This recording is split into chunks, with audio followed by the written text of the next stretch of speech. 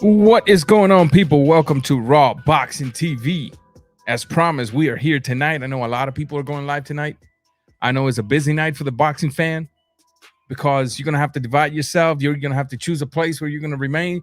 Whatever decisions you guys make, just know that it is correctly fine. It's fine. It's fine. You are free to do as you will. I will have just as much as a blast with one as I would with 100. Thank you for being here. Tonight, we're going to have a pretty interesting topic to talk about. You know, the whole drama that has been with us since way back in early 2020. The whole drama of the heavyweight division. Shouts out to the people in the house. My son, Jamil Matos, Transcendent Sports Channel. What's going on, man? I promise you I'll be at your live. You just let me know when. Just email me the link at rawboxingtv@gmail.com and let me know when. I'll finish my live within a few minutes of you letting me know, and I'll jump over there. A-Rod in the building. Everybody go check him out. Subscribe to all of these channels. Chap Mendez, what's going on, man? Didn't go live, brother. Didn't go live, but I did. But I did the live stream yesterday. And we're going to talk some boxing for sure. We're going to be dropping the stream pretty soon because I'm definitely interested on hearing your opinions on this matter. Boxing is in great shape. I know you hear it from a lot of people. And I know you've heard me say before, you know, boxing is not where I would love it to be, but I like what's going on in boxing right now. And I still maintain the same thing.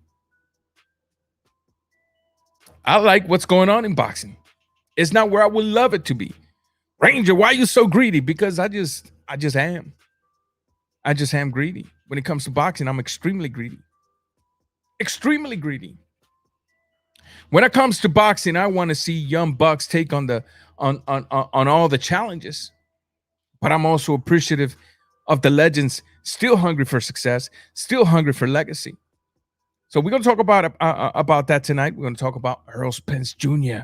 versus the fountain of youth, Mr. Manny Pacquiao, the legendary Mr. Manny Pacquiao, the future president of the 7,000 islands of the Philippines, Manny the Pacquiao.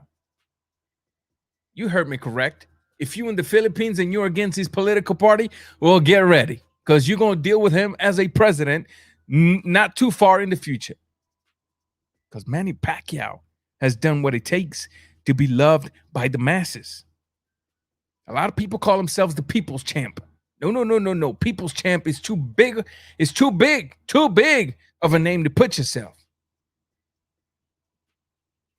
People's champ is when you walk in the streets and people come out to follow you in the same way a shepherd walks through the woods and the sheep follow. And I only seen that in a few fighters. One's Muhammad Ali, and the other one is Manny Pacquiao. If there's another fighter out there that I don't know, forgive me. We're going to talk about that tonight, ladies and gentlemen. And why not? Why not? Okay, look. Let's talk about this dilemma. Let's talk about this. Y'all remember this fight right here? Y'all remember that fight right there? Let's see here. I'm calling it right now. Pac is gonna fight when it gets in the presidency. LOL. He is the GOAT. Top 2 at least. Oh, dude. Precisely today, I was talking to one of my supervisors at work today, who's also a boxing fan. And I told him that Manny Pacquiao will be the first ever active sitting president of whatever country, and at the same time, a professional active boxer. You can put your name on that. That is going to happen. The coffee, no, not the black 2 sugars, like my boy, Showbiz the adult would say, black 2 sugars? No. This is the latte with the soy milk and 2 sugars. Ladies and gentlemen, Undisputed in the heavyweight division is a no-go. And I'm sure you already heard about that. I'm late to the party. But nevertheless, I want to talk about it. Ladies and gentlemen, boxing this past weekend gave us an excellent card. I did a live stream on that yesterday. You feel free to, once you finish this live stream, don't go nowhere. Once you finish with this live stream, go back and you'll see it. We had a lot of fun. We had a few people in there. I'm hoping that today we get, to be honest with you, I'm hoping that today to this live stream, even if they just stay lurking in the dark and even if they don't come out to the live stream, to the chat, I'm hoping that we get the fanboys, the typical obnoxious fanboys from Deontay Wilder. The very people that have ruined Deontay Wilder's reputation. The very people that wanted to see Deontay Wilder get hurt. The very people that don't really care about Deontay Wilder. The very people that don't really care about boxing, nor Wilder's family. It's all a matter of ethnicity. It's all a matter of them pleasing themselves as boxing fans. That's not what we're going to do here today. It's not what we're going to do here today. I don't know about you guys, but I'm tired of the dilemma. I'm kind of glad everything came to an end. For many, many months, over a year, 18 months, 16, 17 months, I don't know, whatever the case might be. All we heard, and you can't deny this, all we heard was egg weights. All we heard was my suit was too heavy. All we heard was the gloves. All we heard was my hand wraps. All we heard was my trainer was a traitor. All we heard was the cameras went out on the locker room. Therefore, we don't know what happened, even though JD's was there with his eyes. The cameras might go off, but JD's eyes still active and open. Accusations after accusations after accusations after accusations. Zero evidence after zero evidence after zero evidence after zero evidence. But Ranger, how can you say there's no evidence? Look, he won arbitration. Arbitrations has nothing to do with none of those accusations. Only thing arbitration had anything to do was whether the fight had to take place, even after the contract was expired, or not. And at first they fooled us all, and that's fine. It happens. You know, sometimes as boxing promoters or whatever, boxers, they like to create some sort of drama out there. They like to create it to keep their names alive, to keep their names relevant. And we, the boxing fans, we go as fish towards the hook. We bite it and we're hooked. We're hooked by the drama. We're hooked by the story, by the soap opera. But ultimately, something different winds up happening. And this is one of those cases. This is exactly one of those cases. And I just have to tell you, I'm glad that the drama, as of now, as we know it, is over. I'm glad we got a date, supposedly. I'm glad the fight's going to happen. Now, you're going to ask me, what would you rather have, Undisputed or this fight? I would rather have Undisputed as a boxing fan. I'd rather have Undisputed. HLD in the building, my brother.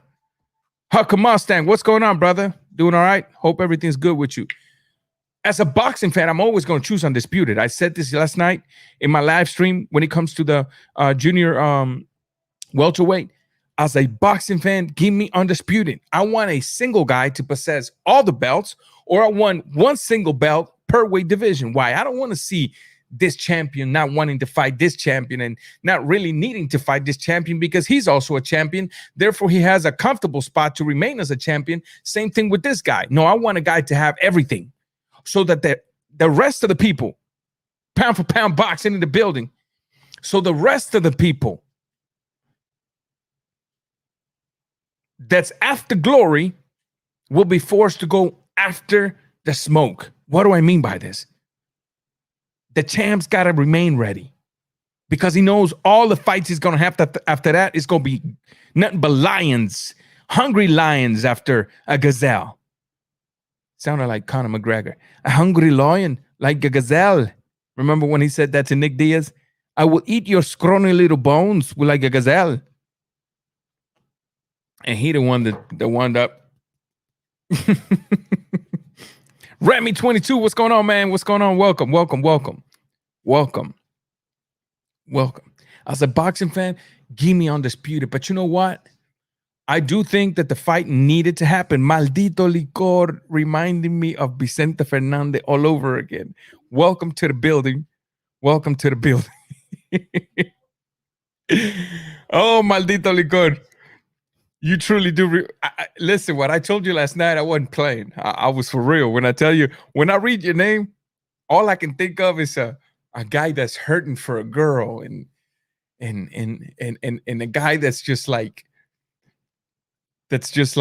his pain, he's washing it away with a bottle of tequila or something. You know what I mean? So, but yeah, going back to what I was saying, man.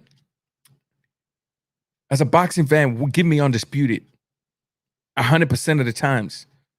But sometimes we can't always have what we want. And in this case, we didn't, as boxing fans. Now, a lot of people celebrated. Yeah, we told you so. Fine. Congratulations. You told us so. Now, the questions you have to ask yourself is, what are you gaining? If you're truly a boxing fan.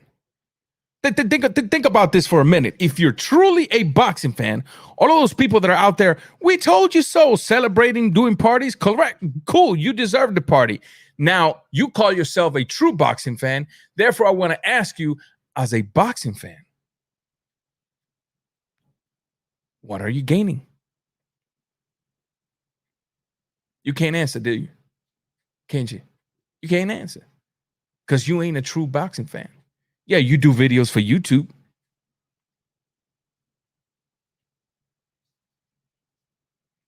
You got the name from a Cuban singer? Which Cuban singer?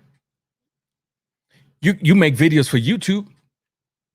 You might have a decent following. You might speak about boxing, but that doesn't make you a boxing fan. And no, that doesn't make you knowledgeable in the sport of boxing. For all we know, you're just doing it for the cheddar. What's up, Dante? My question is, what are you gaining as a boxing fan if you're happier about the trilogy than you are about the possibilities of seeing Undisputed in the most important division in boxing, which is the heavyweight division? What are you gaining if that is your desire? Absolutely nothing as a boxing fan. You can't put these things at the same level. A trilogy? Let's put this where it belongs. All right, look at this. First fight. Clearly, they thought they was cherry picking Tyson Fury. How can you say that, Ranger? How can you say that? Okay, well, let me use some evidence because I don't want you to think I'm just making up stuff. Was Tyson Fury active? No. Had Tyson Fury gone through a long time of inactivity? Yes. Was he healthy? No. Was he coming from recuperating himself as a potential suicidal?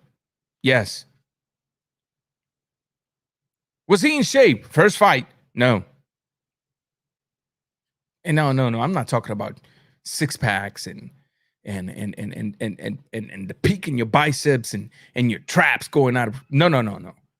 I'm talking about shape, fighting shape. No, he wasn't. First fight, he wasn't in shape. Was Deontay Wilder in shape? Yes. Was Deontay Wilder active? Of course. Was Deontay Wilder healthy? Yes. They thought they were cherry picking Tyson Fury, and they wind up getting a gift. You heard it correctly. A gift. Because Deontay Wilder should have never won that first fight. 2 knockdowns does not win you a fight. When you lose every single round except for 2 rounds and a knockdown, you don't win a fight. Numbers don't lie. The math does not lie. But the judges gave it a draw. They thought they were cherry picking this man, Tyson Fury, and he comes out after all these months of inactivities and completely schools Deontay Wilder. Now, remember, we're putting Trilogy, Undisputed, right? We already seen Tyson Fury school Deontay Wilder. Well, what happens after that? Second fight comes around. Same thing all over again. Except this time, Deontay Wilder gets completely chewed and spat on and destroyed. Unfortunately, he came up with all of those excuses, but we've already seen Deontay Wilder lose 2 times against this same man, except one, we all know that they gave it a draw. This is the same guy that supposedly killed or was going to kill Deontay Wilder. And you guys are celebrating that this is what you guys wanted. Okay. And you guys care about Deontay Wilder. I guess. As of now, as a boxing fan, I'm still waiting for the evidence, at least for one. Because y'all remember the last time I had one of Deontay Wilder's biggest supporters. In matter of fact, this man is in Deontay Wilder's camp. He came to my channel. He thought he was just going to roll over me. He wound up running into a wall. Into a wall of questions which he had no answers to. Into a wall of common sense logic that he had no comeback to. Now, we're not talking about some punk in YouTube that loves Deontay Wilder. We're talking about a man who I can tell you I have respect for because I see his work. But when it comes to Deontay Wilder, even though he hates the phrase, he is, in my humble opinion, a bit of a fanboy. And if that offends you, go look at the literal definition of a fanboy and compare yourself to it and see if I'm off. Let me catch up with the comments real quick. Let's see. Maldito Licor. Raw. Back-to-back days with the stream. I have to, brother, because my time is so limited that if I don't do that, then you may not see me for an entire month. Let's see here. Hawk Mustang. A lot of this title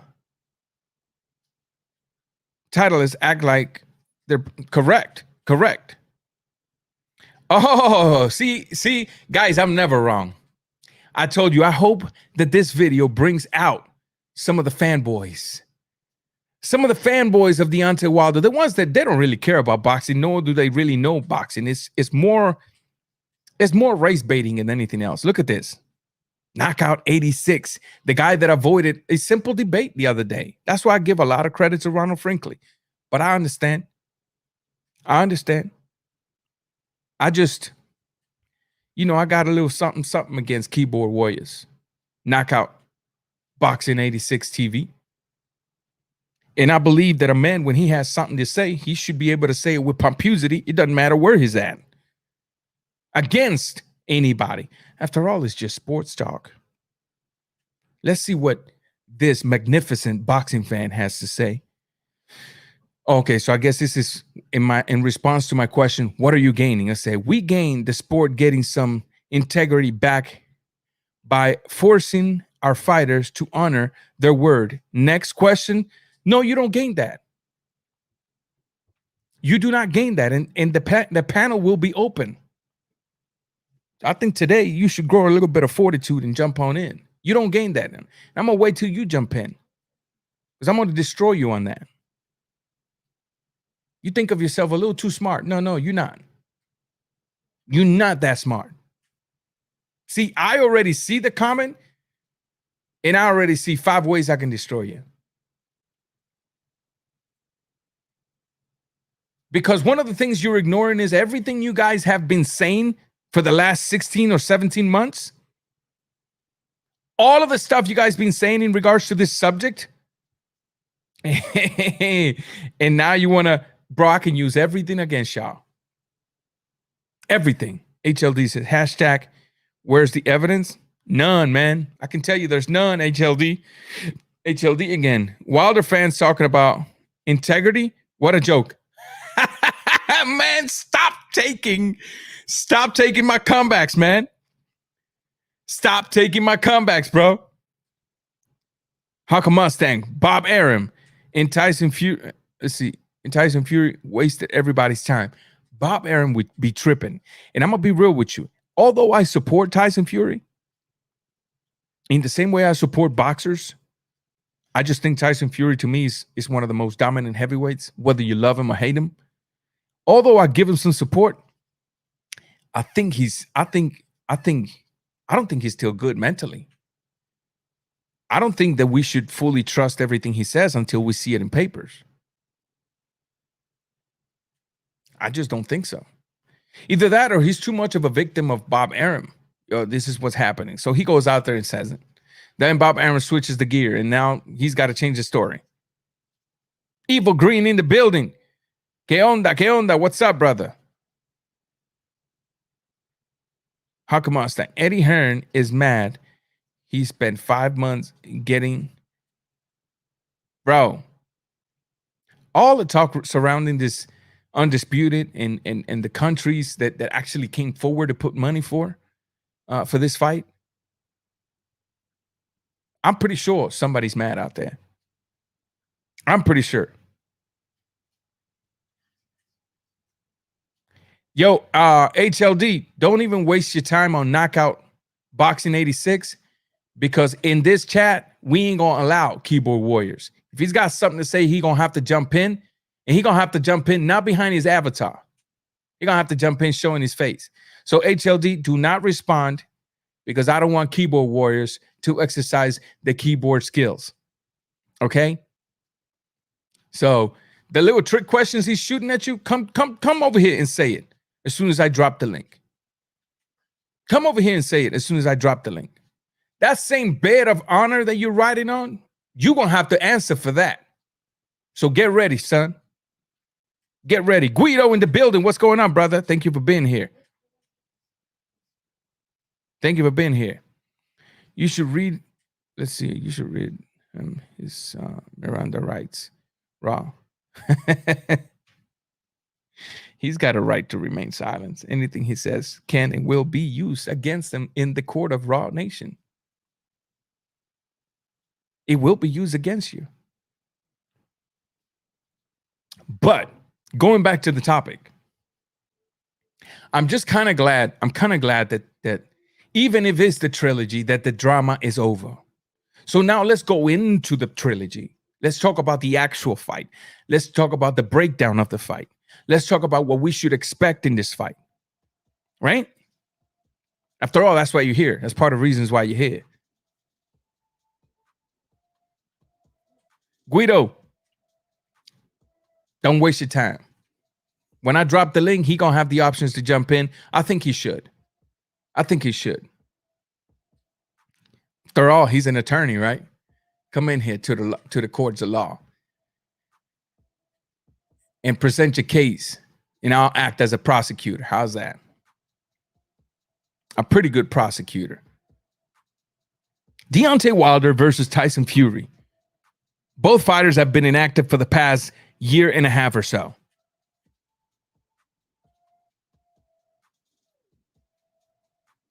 What should we expect in the third fight? I would tell you that the same thing we've seen in the first and in the second should be expected, but because we have to have respect for Deontay Wilder, who to me, Deontay Wilder, whether you like it or not, to me, Deontay Wilder is a legend in the sport of boxing, and here's why. Here's why. You cannot deny the dude his merits. This is a dude who I supported fully until, to me, his alpha male image just dropped with all the excuses. But even though that, to me, he's wearing a psychological skirt and not a psychological pair of pants, that still doesn't change the fact that the man has done what he's done in his professional career.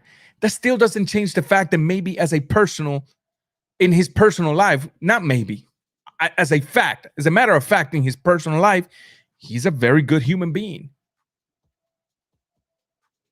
But at the same time, when you look at these two fighters together in the ring, you're always going to see the same thing. You're going to see a smarter boxer pumping the jab, feigning, shooting the 1-2, clinching.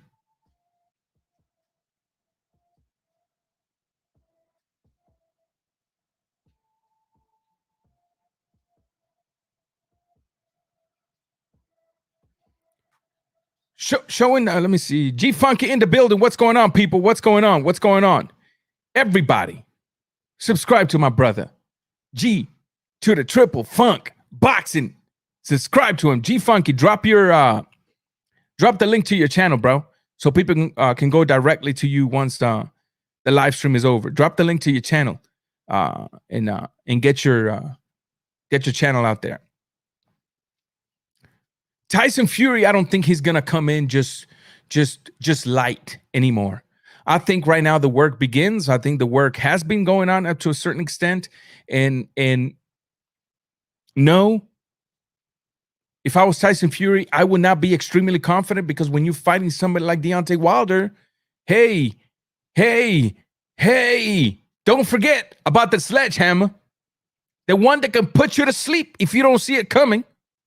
He's done it plenty of times. Yeah, he gets outboxed. Yes, he's horrible when it comes to his technical game. Yes, he gets touched. Yes, in his last 4 fights, he has won maybe a total combined of 6 rounds. But he still can put you to sleep. Don't forget about that. Let's give the man his credit. I know that the man has put his own reputation in the chopping block. I know it. You ain't got to tell me. I'm even trying to boost myself to like him as much as I used to like him.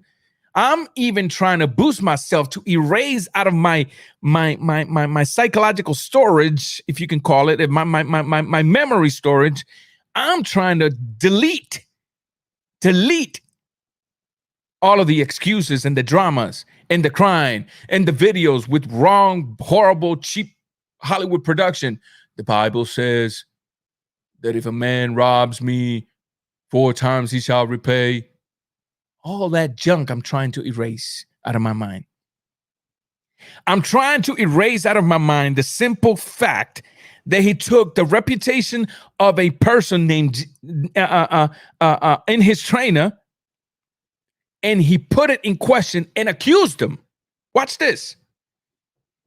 Accused him of potentially messing with his life.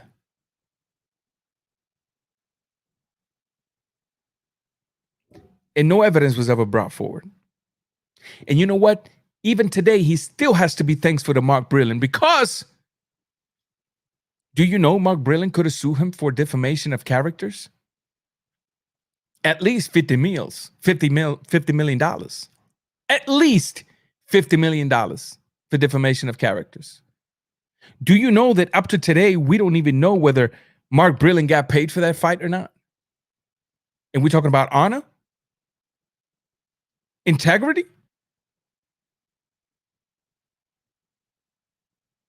I'm trying to delete all of that out of my head so that I can get back into the Deontay Wilder's fan that I was before the drama began. That's what I'm trying to do. Patrulla Click, what's going on, brother? What's going on? Yeah, we'll talk a little bit about those fights. Matter of fact, I might do a separate live stream this week about those fights. Today, my time is limited because I might jump into Transcendent Sports live stream, so I want to stick to the subject tonight. So I'm trying to get back to that, that mental state.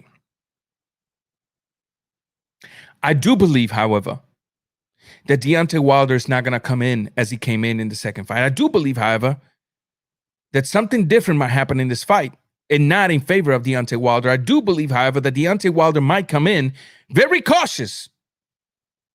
Very, very cautious.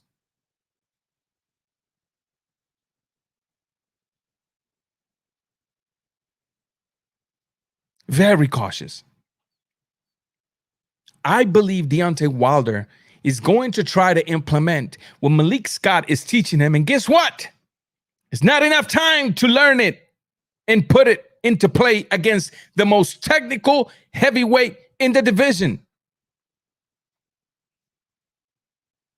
next to AJ, of course.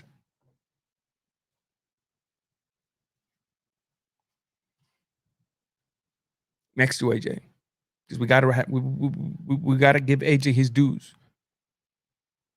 I don't think Deontay Wilder is gonna have the proper game plan, so when the waters get deep, he can remain focused in the technical things that Malik Scott is teaching him. And as a matter of fact, I tell you this,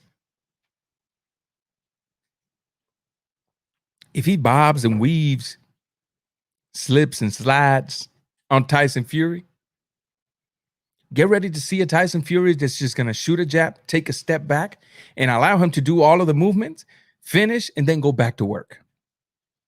You're not going to get a Tyson Fury to commit to those movements because that is the very movement he implements to be victorious himself and successful in everything that he does. What you're going to be doing is something that he himself does, and he knows not to fall for it. So he might just throw a jab to see what the reaction is. And if you keep sliding in there, all right, I'm going to take a step back and let you do your thing. And when you're finished, let me know so we can get back to work. I still don't see a Deontay Wilder that's going to change much.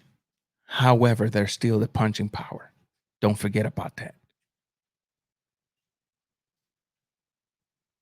Don't forget about that. There's still the punching power. And any mistake from Tyson Fury can cost him the fight. Both of his fighters have dropped each other twice, except one almost died, and that was Tyson Fury in the first fight. That boy rose like the Undertaker. Here I am. I think your boy Usyk is the most technical heavyweight in the division. I don't think so. He is very technical, though. Usyk is a danger, but I don't think he's the most technical. You see, the problem with AJ is he packed on too much muscles. Remember, he was a heavyweight as an amateur, but a heavyweight amateur is not the same thing as a heavyweight professional. AJ right now is, if you put him in the amateurs, he will be a super heavyweight. He's packed too much muscles. He's limited his movements. He's tasted the feeling of the gloves without the headgear, the feeling of the gloves with a different hand wrap, the feeling of the glove with different paddings. He's tasted that, and now he's become extremely cautious. So that's why you see him just working the jab and being very elusive and trying not to. But AJ, if you want to know what AJ has, go back to the Olympics. Go back to the Olympics.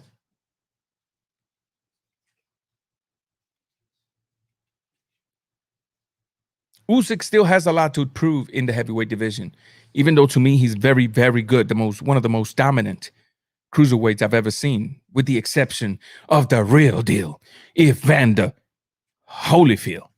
To me, Holyfield is the greatest cruiserweight I have ever seen in my lifetime. If you an old folk, don't come around here talking about back in 1967. No, because I wasn't alive in 1967. I said in my lifetime, the real deal, Holyfield. So Fury has to be careful and remain focused. You know, a lot of people don't agree with what Deontay Wilder said. You know, everybody got to be perfect for an entire 12 rounds. I got to be perfect for 1 second. And that's partially true, even though it's a double-edged sword to keep in your mind, because I can see you as a fighter getting used to that thought and then going out there just like, all right, do whatever you're going to do. I'm going to find that one shot and knock you out. And sometimes the knockout may not come. But in part, it's true, because you could be out there looking flashy and then you let your guard down and he lands one. It could be all she wrote. It could be all she wrote. And so me talking about that Deontay Wilder without thinking about the Deontay Wilder that wears the skirts full of excuses, I can tell you that I'm kind of excited but not impressed because I've already seen this dilemma, this scenario. I've already seen Deontay Wilder get dominated twice. I've already seen Deontay Wilder only be successful in 4 rounds in 2 total fights combined against the same man. So, Undisputed, Trilogy. Give me Undisputed as a boxing fan because this trilogy, I've already seen it twice and I'm not that impressed anymore. I already know what could potentially happen. What do I gain as a boxing fan with Undisputed? A man being in total control of the division and a man that's going to be forced to fight hard fights after hard fights after hard fights. And you're going to see a bunch of fighters that's, if they want any type of glory or greatness, they're going to have to go see the champ. And you're not going to see fighters be like, well, you know, he's the WBO champ. I'm the IBF and I'm the WBC. So I ain't trying to fight. I'm not going to fight him for this. And then you next thing you know, champs ain't fighting each other. No. I don't want to see that. Andres Rodriguez, my brother, what's up, man? All the way from Portugal. As a boxing fan, you telling me that you gain more with the trilogy than you would with the Undisputed heavyweight champion of the world? You's a fool. And you ain't no boxing fan. You either a Tyson Fury fight fan, or you either a Deontay Wilder high school cheerleader. That's what you is. Because you can't tell me that as a boxing fan, there's more benefits on seeing this trilogy. It makes no sense. It makes absolutely no sense. Deontay Wilder also has to be thankful to the very men he's going to fight. You know, because you guys have filled your mouth talking about Fury has to be thankful to Wilder because he fought him. And he needs to be thankful. Every fighter that fights each other needs to be thankful of each other because remember, it was the great Mike Tyson that says, we owe to each other to fight each other. This is how we feed our family. But Deontay Wilder has to be thankful to Tyson Fury because if Ranger Matos was Tyson Fury, Ranger Matos would have already implemented a lawsuit for at least $150 million for defamation of characters. You talk about I had an egg weight in my hand? Okay, I want to see the evidence in court. You talking about I took the paddings off my glove? I want to see that in court, and I'm going to take the commissioner of Las Vegas Athletic Commission to court. You want to talk about I incentivize Mark Brilliant to spike your water? You're going to have to bring that to court and prove it beyond a reasonable doubt. You're talking about, what was the other one? What was the other excuse? I used floppy gloves from the first fight. I'm bringing the gloves. I'm bringing the commissioner to court, and you're going to have to prove it. But Ranger, didn't you see the video? I did. But I can pull you the same videos from Muhammad Ali, from Canelo Alvarez, from Devin Haney, from both of the Charlos, from Demetrius Andrade, from Winky Wright, from Vernon Forbes, 2 fights out of Oscar De La Hoya, 2 fights out of Jody Boy Campas. I can show you the exact same videos from so many different fighters that do the exact same thing at certain points during the fight. Oh boy, if Ranger was Tyson Fury, Ranger be balling right now because I will be in court with you right now, brother. Because if you're gonna bring an accusation against me, you gotta come with everything because I'm coming at you with razor blades and lime juice. And you know what happens after you get caught and you squeeze some lime juice on the wound?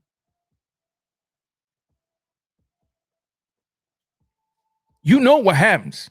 Let's get caught up with the comments. I ain't trying to ignore your comments anymore. Giovanni Diaz, what's up, brother? What's up? Welcome. Sports, Knockout Sports.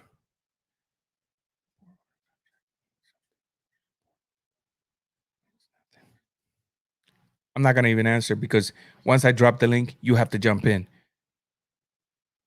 I gotta be real with you.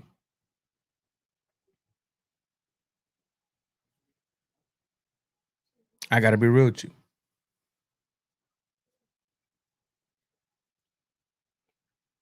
Even your questions make no sense. Ask yourself, Tyson Fury shoots for. It makes no sense. That's why you have to jump in because you need to go to school. I'm gonna teach you for free. I ain't even gonna charge you. No semester charges. No nothing. You just hey, it's free school here today. Free school. Free school. And I gotta be real with you, and you know this. I used to be kind of cool with you, even though I've always known who you really are.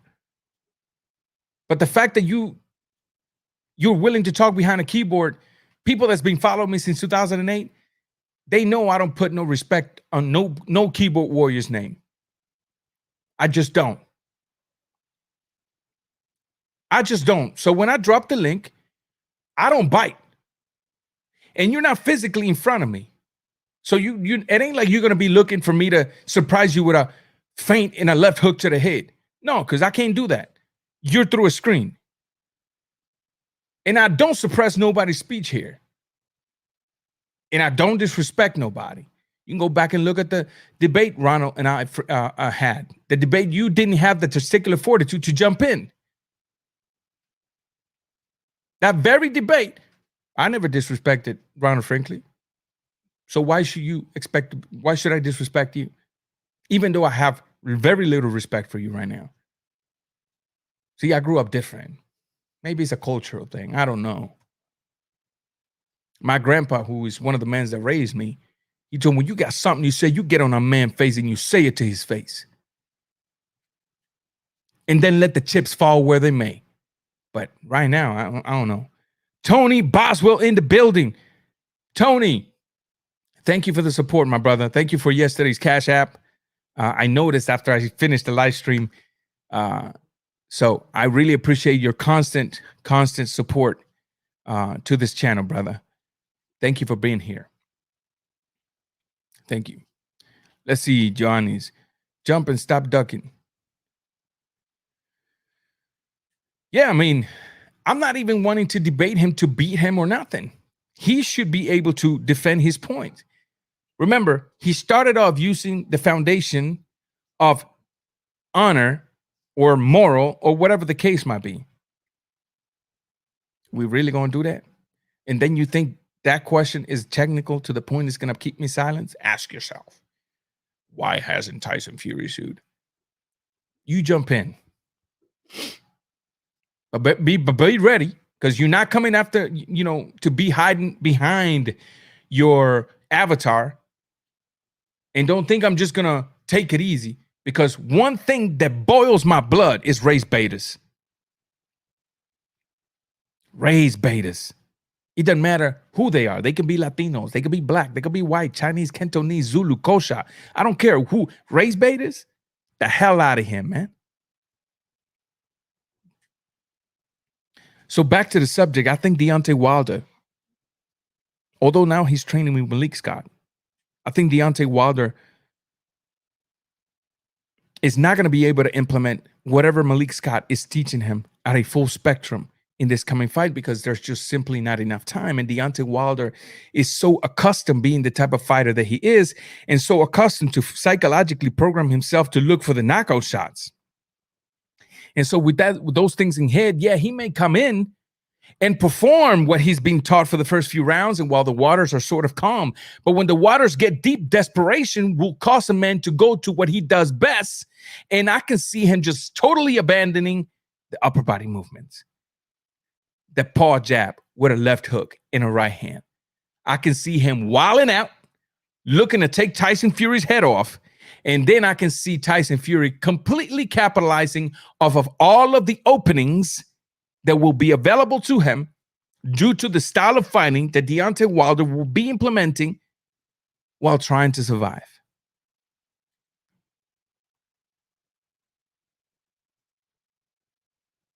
In my opinion, Deontay Wilder should have left this alone. He should have. He should have gotten himself 2, 3 tune-up fights. He should have taken step-aside money. I heard rumors, because I haven't seen it in papers, that there was a possibility of up to $17 million to step aside. If I was Deontay Wilder, I would have said, you know what? It's been 17 or 18 months. I really want to take this guy head off. I just now started training with Malik Scott. So I tell you what, I'll take some step aside money, right?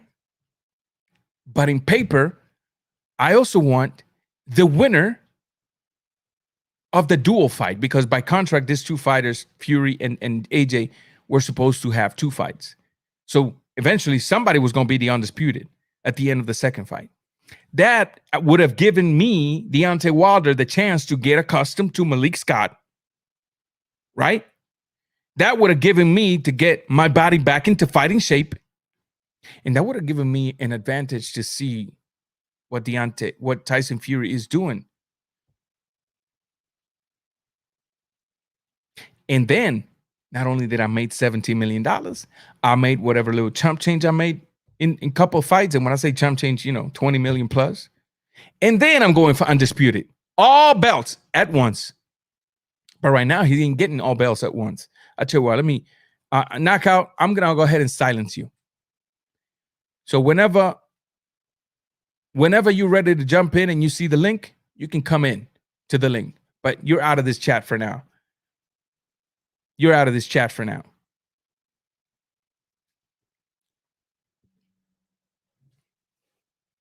Yeah, I'm going to suppress you because I want you to, right now, just keep everything inside.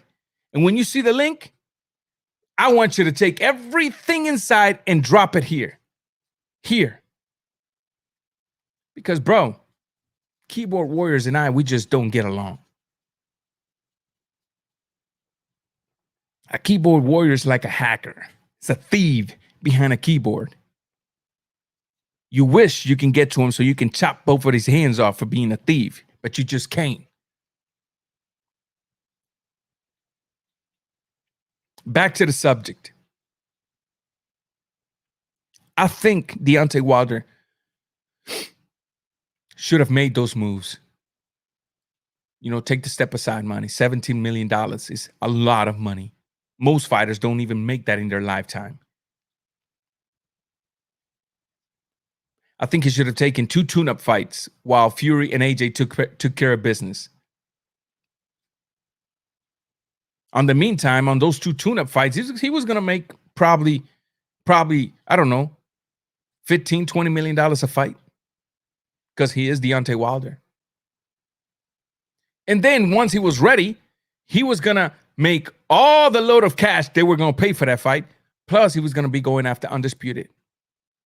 But now he's just going after Tyson Fury's belts. That's it. And he's going to get paid what Fury's going to offer, or what the offer is. And he's going to be forced to try to implement what Malik Scott is teaching him in a few months from now, a couple months from now. Nah. And what you think, that Deontay Wilder, it's going to come in better shape than Tyson Fury? Nah. And I'm not talking about six packs here. Because you had a Deontay Wilder that went through some surgeries. You had a Deontay Wilder that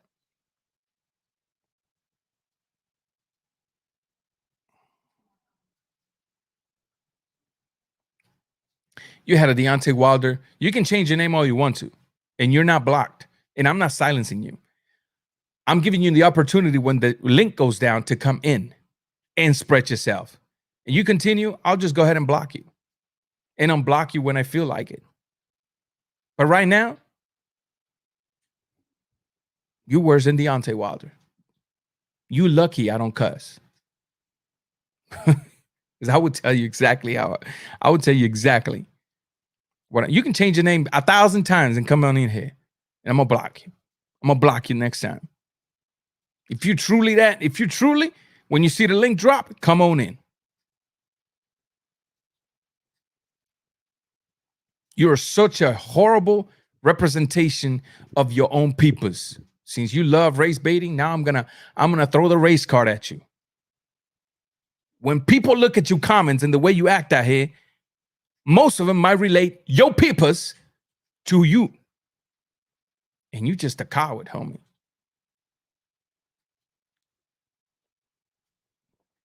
You a coward. You really are. Now go ahead, change your name again. Come on in here, change your name again. Give me the pleasure. Give me the pleasure. You talk about silencing? Nah, you ain't silenced. You're going to be really silenced once I block you.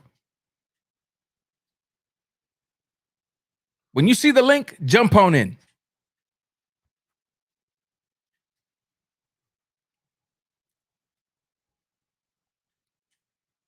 So,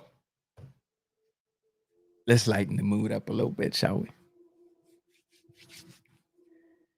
Deontay Wilder didn't make a smart move. Tyson Fury, however, has said, I have his soul, I have his head, I have his heart, I have his mojo.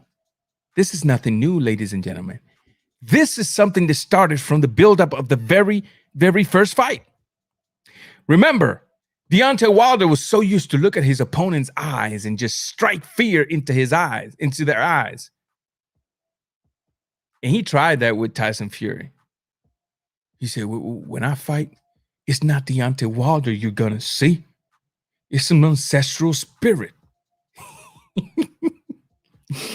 Tyson Fury said, what are you talking about? Is that like an alter ego or something? It might be, he said. I've already defeated you. If you depend on an alter ego, I have already defeated you. And then after that, you saw Tyson Fury go to work in the press conferences. And I'm telling you right now, Denzel Washington style, I'm telling you right now. In the second fight, I saw a very timid Deontay Wilder. And I saw a Tyson Fury having a party, the time of his lifetime. The time of his lifetime.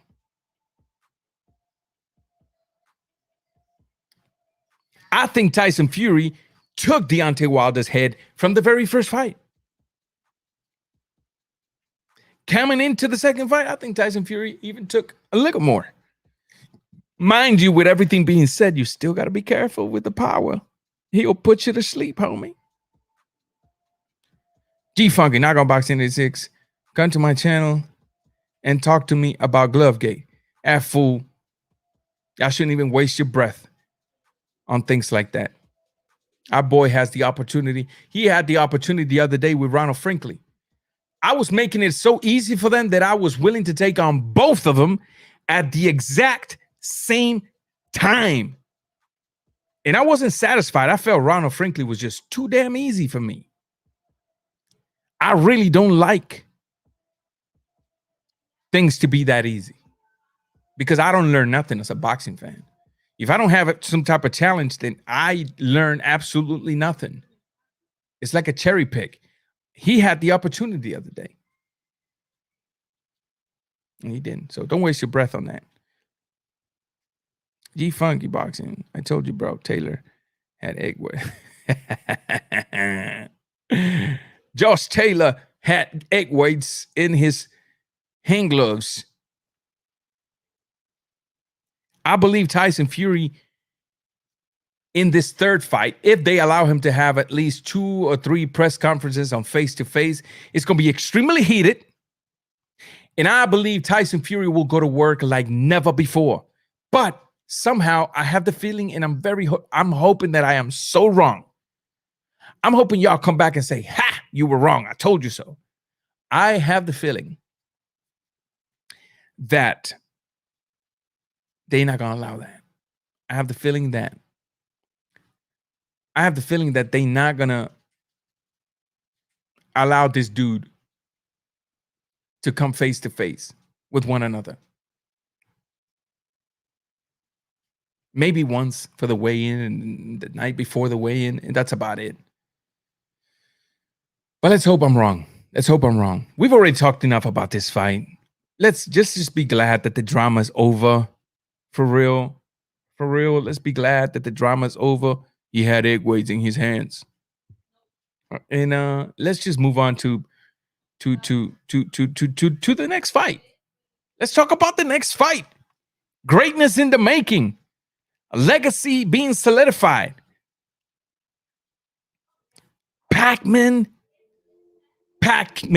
Pacquiao versus Errol. The Truth Spence Jr. Errol the Truth Spence Jr. Look. Before we go there, don't go to sleep on Pacquiao's age. Mind you, don't go to sleep on Pacquiao's age now. Pacquiao could be old, yes, but Pacquiao still has the ferocious start. Pacquiao still has the ferocious start. Pacquiao still has the power. Pacquiao still has the weird angle shots. Pacquiao still have the in and out leg movements that I was requiring at least 10% of it from Ramirez this past Saturday, but never saw it. No matter. Let me play you this little clip of the last time Pacquiao fought. True champion. One of the best welterweights in the past 5 years, 10 years maybe. And only 8-division champion of the world, introducing the one and only Manny Pacquiao. Here we go. Look, there's Pacquiao. He's rushing in right there, boom, and there's the hook that dropped him, but preceded by a straight left. Don't go to sleep on the old man, peoples. Don't go to sleep by the old man. And I'm not saying he gonna be Spence. No.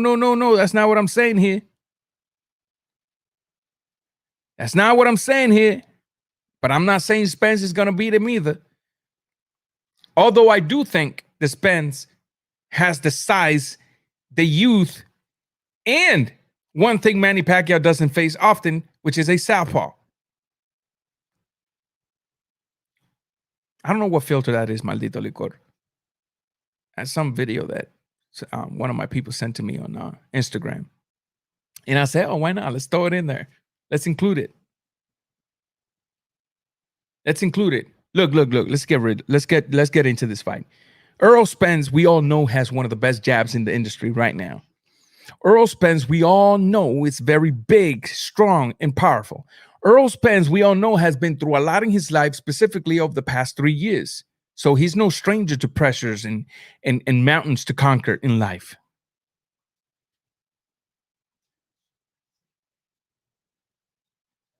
Some people are saying that Tyson Fury is under criminal investigations today. Did you hear about that? No, I didn't. That's news to me. And if he is and he has committed a crime, a man's responsible for his own actions. We are authors of our own destinies. God has made us with that freedom. We are free to make our own choices and then pay for the consequences. If you do good choices, good consequences. If you act stupid, stupid consequences. If you act a fool, get ready. But no, I haven't heard about that. I hope the Trilogy is not affected by this, because I can already see the cheerleaders talking about, like, well, they must have made up that crime to prevent him from getting knocked out from Deontay Wilder. I can already hear him coming up with those excuses. We already know Errol Spence has beaten Sean Porter by a hair, but he beat him. We already know Errol Spence took Mikey Garcia to school. We already know Errol Spence had the worst fight of his life with that car accident. We already know Errol Spence comes back to try to psychologically and physically test himself against Mr. Garcia, Danny Garcia. And he took him to school as well. Strap season. Hashtag strap season is what he says. And we have been dealing with this dilemma as well. When are we going to see Spence versus Crawford? Crawford versus Spence. Oh, Spence is going to fight your Dennis Ugas. Oh, Crawford's going to fight. Yada, yada, yada. Nothing's happening. But thank God there's legendary fighters out there like Manny Pacquiao that are not afraid of the smoke. Thank God that we got legendary fighters like that, like Guillermo Rigondo, ain't afraid of no damn smoke. Thank God that we got young champs that ain't afraid of a smoke either. You can say whatever you want about Spence. Oh, Pacquiao's an easier fight than Crawford. How do you know? Because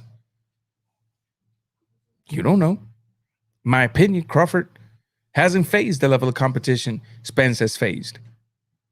For all we know, Crawford looks so impressive because of the level of competition he's faced. I'm not saying that is the case, but possibility.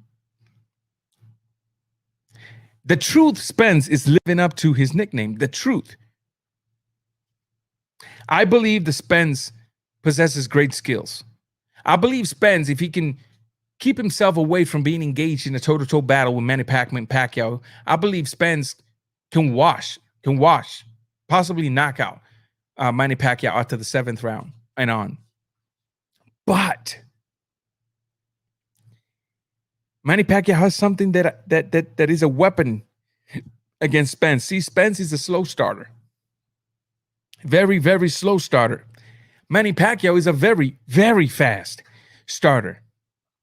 Manny Pacquiao is not going to shoot punches in the way you're used to seeing him coming. Manny Pacquiao is just going to shoot punches from wherever he can shoot them. And if Errol Spence can prevent the temptation of engaging in war, I think if he can take Pacquiao to the later rounds, I think he'll possibly knock out Pacquiao, because even Keith Thurman, when he put pedal to the metal, he had a successful comeback against Pacquiao. The fight was pretty close, as a matter of fact. We've seen Pacquiao sort of gas out a bit because of how fast he starts. But you know what? I'm going to drop the link. I drop the link while I talk here. I believe that Errol Spence Jr., make sure to, I don't know if you guys see the Twitch one, but just click the one with the YouTube. With YouTube and not Twitch. And if you're watching on Twitch, click the one with the Twitch logo. Remember to hit the like button, ladies and gentlemen, so that YouTube can start sending its notifications out. Subscribe if you're not subscribed to me. Activate the notification bell and select all. I believe that Errol Spence Jr., it's a fighter that has to be extremely careful in his approach versus Manny Pacquiao in the first half of the fight. Ooh, excuse me. Long day of work. Then came home, hit the gym for about an hour and a half. Then came here, took a quick shower, and here I am with you guys. Today's my daughter's birthday, by the way. 5 years of age. Thank God. Oh, glory be to him. I believe that Errol Spence Jr. has to be extremely smart, has to be very in control of the first half of the fight with the jab, with movements. Put the 1-2 to work. Work on your timing. Work on your timing, because one thing Pacquiao's always been guilty of, unfortunately, is when he jumps in, his hands are chest leveled or low, and his chin is all up in the air. All up in the air like he just don't care. And Marquez saw the opportunity and took it and put him to sleep. Manny Pacquiao's a legend. Don't go to sleep. Errol has to be very, very careful. Extremely careful, dare I say, the first half of the fight. And like I said, I'll repeat it again. It's very simple. If Errol can survive or control the fight and take Manny to deeper waters, Errol will not be successful due to skills. Errol will be successful due to a combination of skills, size, and youth. The ability to keep your stamina up. The ability to keep the energies up.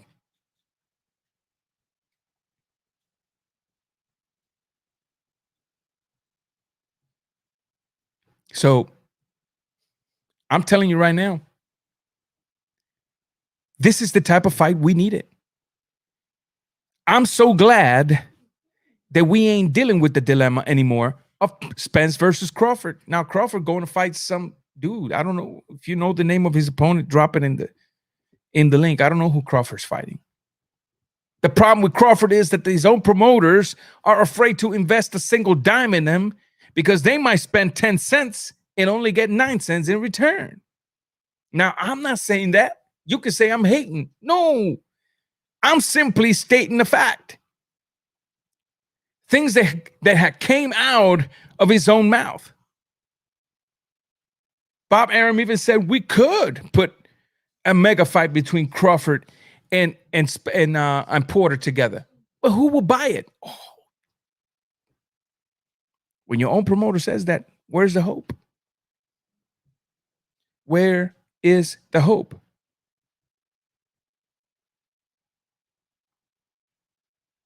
Where's the hope? And then on top of that, you get the opportunity of a fight with Errol Spence Jr. and you're talking about you won 50-50 or 60-40 your way? Hell no. Errol Spence has racked up a better resume than you have. Oh, Errol Spence never been undisputed. I don't give a damn. Errol Spence has better opposition in his resume. Harder competitions in his resume. That's still not enough, Ranger. Okay. Well, since we're talking money, give me the numbers that Errol Spence sells and give me the numbers that Crawford sells. And then we'll see who deserves 60 and who deserves 40. Maybe Crawford should have been like, okay, I'll take 40 now. And once I beat him, then I'm going to own everything. And if he wants a rematch, he's going to have to come at me 60-40 my way. But see, Crawford was too worried about talking about other fighters, avoiding black fighters. Crawford's too worried about being on Twitter. I think Crawford, with all the skills he has, should be one of the should be in every newspaper outlet, in every news outlet, sports news outlet, but he's not. He's not. When was the last time Crawford fought? He fought what? Who? Kell Brooks? Is that who he fought last? Post it in the comment section. I don't remember. And to me, Crawford is one of the best fighters out there. Now, I'm not going to... Let's see. Having trouble streaming to Twitch. This... just remove.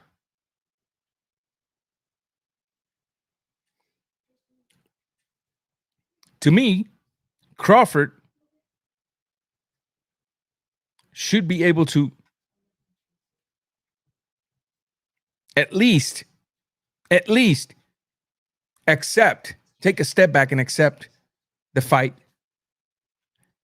if he gets another chance of a 60-40 split in favor of Errol Spence, counting that Errol Spence wins, which I believe he will. But I really, at this point, Errol Spence has gone so far ahead of Crawford. And, I don't believe in the pound per pound list. I've been telling you guys that since 2009. So before y'all ask me where I have him on the pound per pound list, you can put him wherever you want. I don't believe in the list. It's not a list based on skills. It's based on opinions. Yes, ladies and gentlemen, the pound for pound list is based on opinions, not on skills. So don't be asking me who you got in the pound per pound list, because I'm gonna simply tell you it doesn't exist to me. Maestro in the building. Go check this brother out. Check him out. Every good YouTube content creator must be given a chance. Go check him out. Subscribe to his channel. Listen to his content. And if you like it, stay subscribed. And if you don't like it, leave. You are free to stay or go. But I'm pretty sure you're going to get hooked to the show. And you're correct, Maestro. He has been very stagnant. Who was the last person he fought? I believe it was Kell Brooks, wasn't it?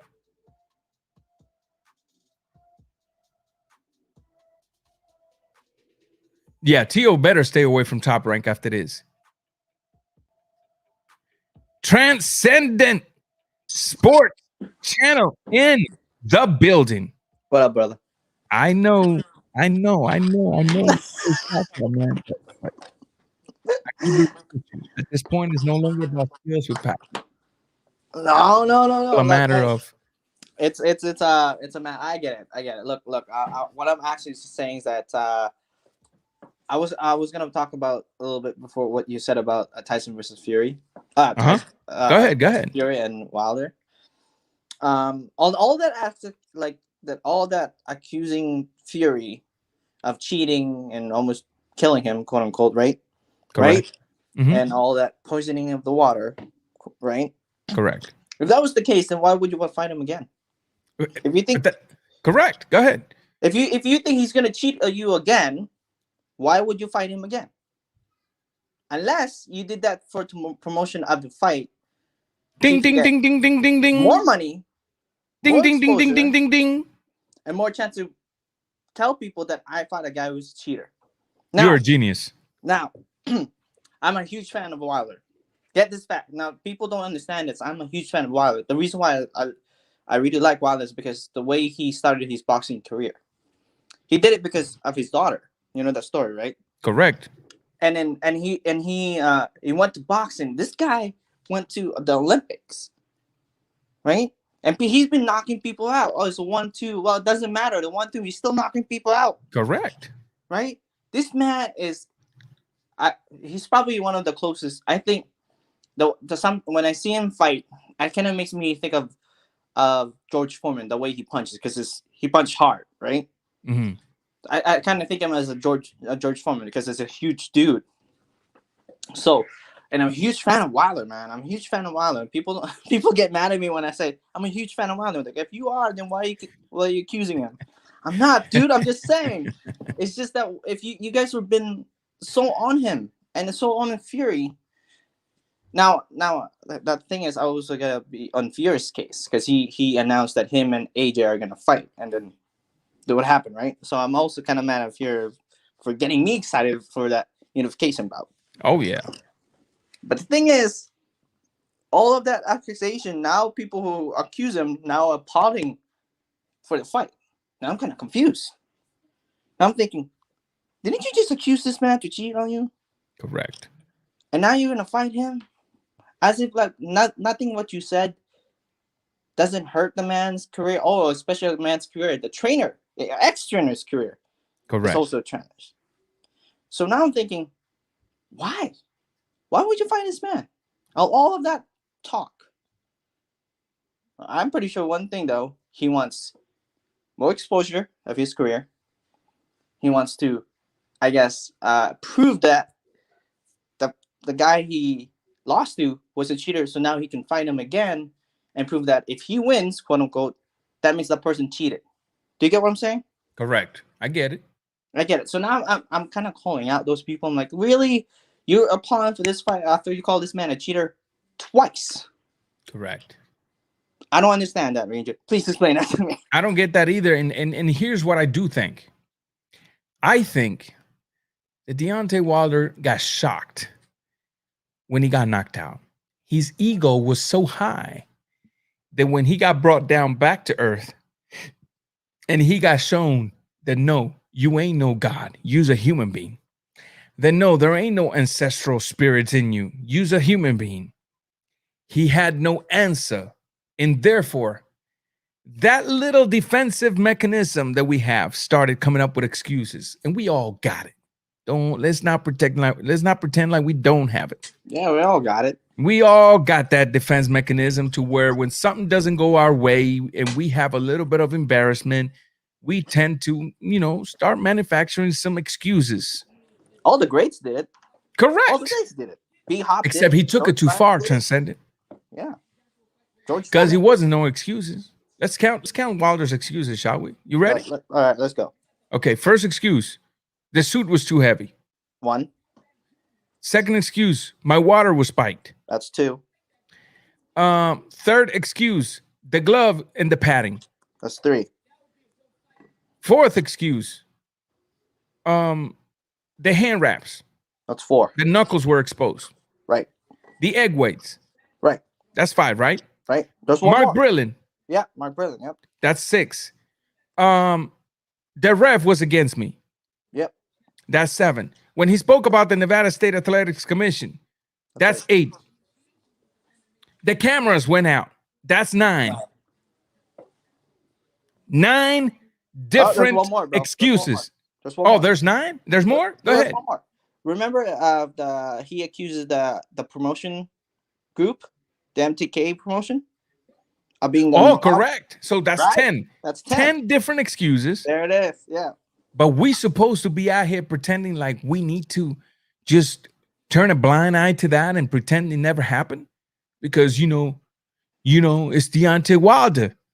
That's what I'm saying. His own fans destroyed his reputation, in my opinion, alongside all the nonsensical and non-evidence to back it up. Right. All of those excuses he came up with. Right. Like so, as a boxing fan right now, I find myself trying to figure out a psychological way to delete those things out of my head so that I can go back to being the Deontay Wilder fan I was before he became of what right he now. became. Yeah. Dude, honestly, it's just a mixture of idiocy. Like you're being idiot. Number one. Correct. Number two, you're just blinded by lust. Remy says there's more than 10. Oh, okay. More than Remy, 11? if you know any other, drop it. It wouldn't surprise me. Go ahead, Transcendent. No, like I said, it just one. If you're not seeing the whole picture of this, is one, you're denial, right? Number two, there's a problem with boxing fans of today. There is a problem with boxing fans today. Either one, you're up to feelings of a fighter, right? Or Andres Rodriguez. Sorry, Transcendent. Yeah. Sorry. Thank you for the cash app, my brother. Thanks for the support. Go ahead, Transcendent. I'm sorry. No, it's all good, bro. It's all good. Like I said, look, I'm a huge fan of Wilder, man. I'm a huge fan of Wilder. He's literally one of my favorite heavyweights. Him and Correct. Tyson Fury and Usyk, right? Those are like my favorite heavyweights, right? And of course Andy Luis. But the only thing that really kind of shocks me is that when you start accusing somebody, you gotta have evidence, man. You gotta have some evidence. You gotta have some solid evidence, or at least some compelling, if not as evidence, at least some compelling witnesses. You don't. Your witnesses are your fans who just believes everything you say. That's not. Correct. Is that a in courtroom? Is that a credible witnesses? No, that's hearsay. That's hearsay. Yeah, exactly. That's hearsay. All of it is hearsay. Now, for this third fight, there's one thing I know is going to happen is that there's going to be a lot of trash talking back and forth. I can't wait for that one. Number two, now it's going to be more eyes on Wilder. There's going to be more pressure on Wilder, not Fury. I don't think so. There's going to be more pressure on Wilder because now he has to perform to beat the man who cheated on him, quote unquote. Correct. So what happens if Wilder does lose this time? He might retire it. He may never recover psychologically from that. He might retire it. And that's what I was saying, Transcendent. He should have just taken the $17 million that was supposedly being offered to him. Now, don't take the amount as a fact. This is just what was going around, that there was a possibility of up to $17 million for step-aside money. He should have taken that money. He should have taken a few little tune-ups, allow AJ and Fury to take care of their business, and then get to the fight. But right now, I thought it was a bad move. I really thought it was a bad move. Yeah. Yeah. See, I believe him and his corner are thinking that if they can do this to Fury, prevent him from being undisputed, I think that they're thinking that they're doing some sort of harm to Fury. They're not doing no harm to Fury at all. At all, because Fury's going to come in, make his money, possibly, unless he gets knocked out, because there's always the possibility with Deontay Wilder that you're going to get knocked out. Bad freaking hand, bro. Yeah. But Tyson Fury might beat Wilder again. At least the evidence seems to suggest so. And then he just got gone with his career and possibly fight for undisputed. And Wilder's going to be the one that lost to Fury again. But the question remains: if he loses to Fury, never mind that whether he's going to retire, whether he's going to be good psychologically or not. The question is, what will the excuses be this time? That's my question. That was actually my question. At this point, look, I want everybody to be like, I want everyone to know. Let me this be clear. If Wilder loses again, and I have a feeling there's a chance, but I also have a feeling Wilder can perform on the fight night, because you never know, because this guy is a very devastating. He has that devastating power, like we said. Correct. He has that equalizer, right? I really think Wilder would actually quit his boxing career right there and there. I believe so. Now I hope I'm wrong, but I believe No, so. yeah. I hope I'm wrong too, man. And I agree with Patrulla. He's set for life. All his boxers are set for life. The problem with boxers is they don't know how to invest their money. They don't know how to take a corn, put it in the ground, and get a tree out of a single seed. You know, that's why you see them going broke. Now I'm not saying Wilder's going to go through that, but most of these boxers are set for life. Even the ones that have never touched $1 million a fight, they're set for life if they know how to invest their money. Right. If they do. Now, Correct. Now I'm wondering because he has a new trainer now. Mm-hmm. I'm wondering what's their game plan is going to be against a guy who outboxed him for more than one fight, right? Mm-hmm. Who knocked him down. Now I'm guessing what the new trainer would have. Now I'm really interested what the new trainer we're going to do to make Wilder much better. Now, do you think the new trainer could put some new wrinkle on Wilder's boxing game? I think he could, but it's just not long enough to implement. They haven't been working long enough that we know of. For all we know, they've been working in secret for months and months and months. But still, you need the actual fight to study what you've learned, to put it into practice, to see if you can execute it correctly or not. You need the tune-up fights, and he hasn't had that. But I can tell you right now, Malik Scott is not preparing a technical game against against Fury. Wilder cannot go out there and be the sweet technician versus Fury. One, because he's never been the sweet technician. Two, because if he boxes against the better boxer, he's going to get picked apart. The best chance Wilder has is put his chin down, use decent upper body movement, throw looping shots, and remain in front of the grill the entire fight. Make it dirty, make it uncomfortable for Fury. That's the only shot he's got. In hopes that in 12 rounds, he can land 2 or 3 good right hands and possibly get him out of there. Because he's not going to be a better boxer than Fury. Ever. That's not going to happen. So, I don't know. Are you going live tonight? Transcendent? I don't know, man, because I got work tomorrow morning. I got work. And plus, there's a lot of good people on Punch. I was just checking out Punch right now. On you, and then I'm checking out Major Key Boxing, and then you got Mark Nash, and then you got Ricky Williams are on right now. There's a lot of people that I follow who I absolutely like enjoy watching because they know boxing content, right? And then there's other channels. I'm not gonna name the other channels, but I don't mind. I know, buddy, but I don't want them to go on my channel. But hey, you called me on this channel, man. I'm like, because boxing is a little bit more toxic for the fans. Correct. But I do want to get your perspective on your boy. Talk to me. What about Pacquiao at this stage in his life makes you believe that he has a shot against Errol Spence? Because mind you, I said my prediction has nothing to do with Pacquiao skills. My prediction has all in all to do with the question in my head of age and solely age. Right. I get it. And in adding to the age, size advantage. Right. And added to the age, the fact that the Errol Spence Jr. is a very, very good technical southpaw, which Pacquiao is not used to fighting a lot of southpaws. Right. So, in your opinion, just give me the breakdown. What do you see that maybe we're not seeing? Here's what I'm going to say. It's going to be a close fight. Okay. It's going to be a close fight. It's going to be either a split decision or at least maybe a unanimous decision, but it's going to be a very close fight. Now, I'm not going to say Pac is going to knock Spence out, but I'm not going to say that Spence is going to knock Pac out, because Spence never knocked out Michael Garcia, didn't he? Mhm. Right? Or Danny Garcia. Correct. And they were both smaller guys. Right? Correct. Now, well, okay, go ahead. I was going to say something. Go ahead. yeah. The reason why I think Pac is going to win is because of, like, when you said because of the style, and you said you're basing it on age and those stuff. Yeah, I think I get what you're saying, because he's age of 42, and Father Time can come in and overnight. You never know. Correct. Right? But Manny Pacquiao is a freaking nature, right? He's age 42, but he's not a normal age 42 guy. Right? Uh-huh.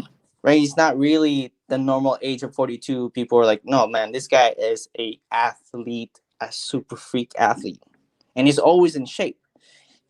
There's rumors in the Senate when after the Senate, he goes in the boxing gym right after the hearing.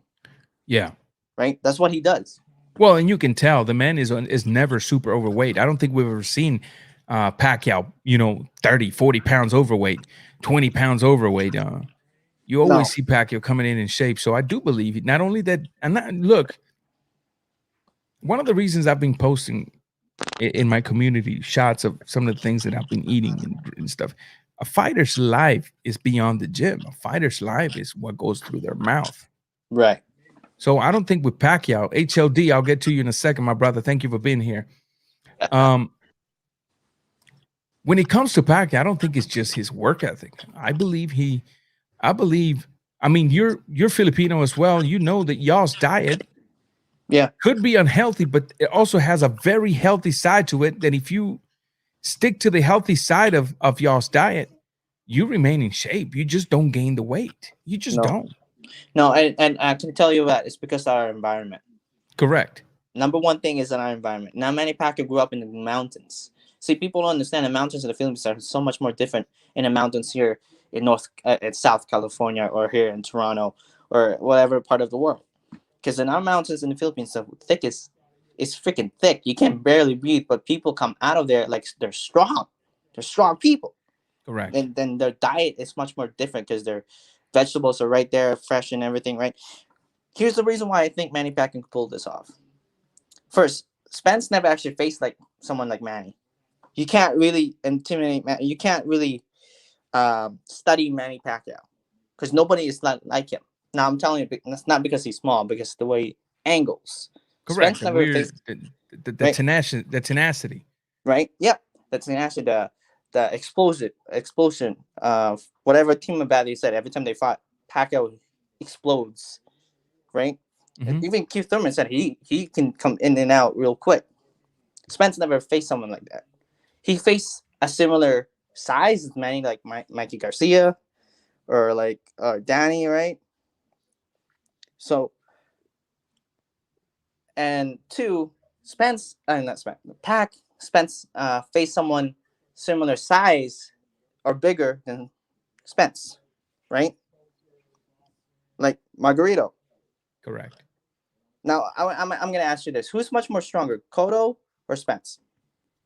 Do you think more natural, bigger? I believe Spence is huge, man. Yeah. I don't think we've seen Spence at his full size, but remember one thing, Transcendent. When he fought Cotto was years ago. We're talking about a younger Pacquiao. That if we had that Pacquiao today, I would be questioning the fight, but we don't, do we? I know. I'm just kind of getting an example of what I think, right? Now, This is my opinion. I could be wrong, and that's okay. That's good. Right? That's fine. We don't have to be right all the time. All the time. It's just that the only thing that really makes me think that Pacquiao can pull this off is if Pacquiao shows up like what he did to Keith Thurman. Okay. Get him early, and get respected. So you want him to strike fear in Errol Spence to the point that if he causes enough damage in the first half of the fight, we might get a hesitant Errol Spence to completely open up for the rest of the fight and do enough to possibly win. Yeah, that's what I'm saying. Yep. Okay. Because remember when Keith Thurman got dropped? Yeah. When Keith Thurman got dropped, he was smiling but we all know when you smile in the fight, that means you got hurt. Right? Now he wasn't hesitating, but he now he kind of respect Pacquiao's power. But then we all knew what Pacquiao did in the middle round. He got a little bit tired because he's a little bit older. Correct. Well, and and Keith also put pedal to the metal a little bit. And I've got to be honest with you. I thought that the knockdown was the difference that gave Pac the victory in this fight. And that's why I'm questioning Pac, is because what I saw with Keith Thurman, although he won and he looked extremely impressive, I didn't see the same. I saw it was no longer a 100-gallon fuel tank. Now I saw a 50-gallon fuel tank. Right. So right. Or more like HLD in the building. What's Mi going on, hermano de guys? Puerto Rico, la isla del encanto. What's up, brother? What's going on, guys? We're here, man. Hey, man, I'm gonna mess up your party, man. But Pacquiao, Mess it up, brother. Hey, look, man, I'm. What's up, HLD? What's going on, my man? Father time is undefeated, and exactly what you just said. You saw what happened in the second half of that fight. What Pacquiao does have, is that he is a commander of the ring. He is a smart, high IQ person of the ring. So his generalship in the ring is second to none. So what gives him still that is the same thing that you can see when you see like Mike Tyson at 55.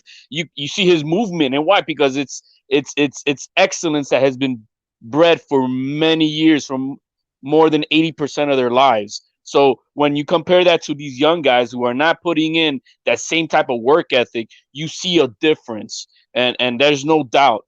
But he's not facing a 22-year-old young buck who's got a lot of heart and is just earning his stripes. He's going against Spence, who is, he's a commander. He is the lion right now, and I think that is gonna take it. It's gonna win it for him. It's just gonna win it for him because he is an excellent boxer. He is a big dude. He is young, so he's got all those attributes. And I think that unless Pacquiao gets him early and busts him up early within the first 5, it may be a long night for Pacquiao in the later rounds where he's gonna start getting busted up. Because I do believe that Spence is going to take care of business. And it's not about saying anything about it. I mean, he's 42 years old. It shouldn't be really happening, I think. But, hey, kudos for him, and he's going for it. And if he pulls it off, man, I got to tell you, HLD, sorry to cut you off, but I know a lot of people's going to hate me for this.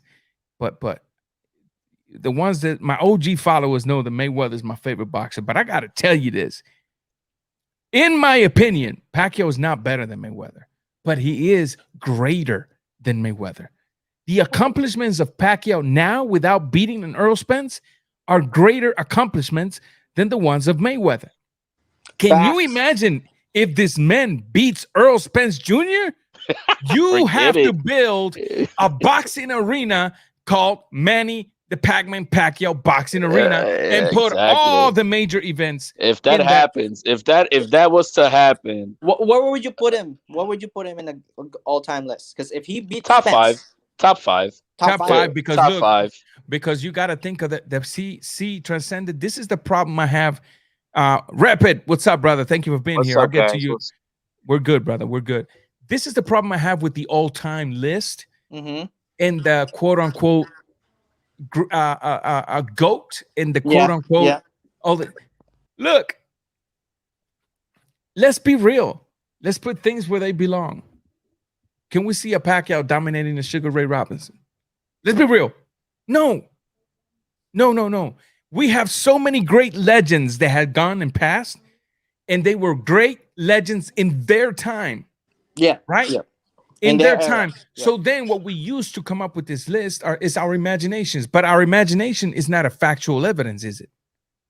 So I have a problem. I know it makes my content pretty boring, but I don't believe in pound per pound because it's based on opinion. And I have a very hard time even implementing the so-called greatest of all time attributes because, man, look, It's too many, We've, man. we've had too many. And keep in mind, I'm not talking about Latino fighters. I'm talking about fighters from all over the world. We've had too many great legends since the early 1900s till now. Too many to just say, well, this guy is better than that guy, and that guy is better than that guy.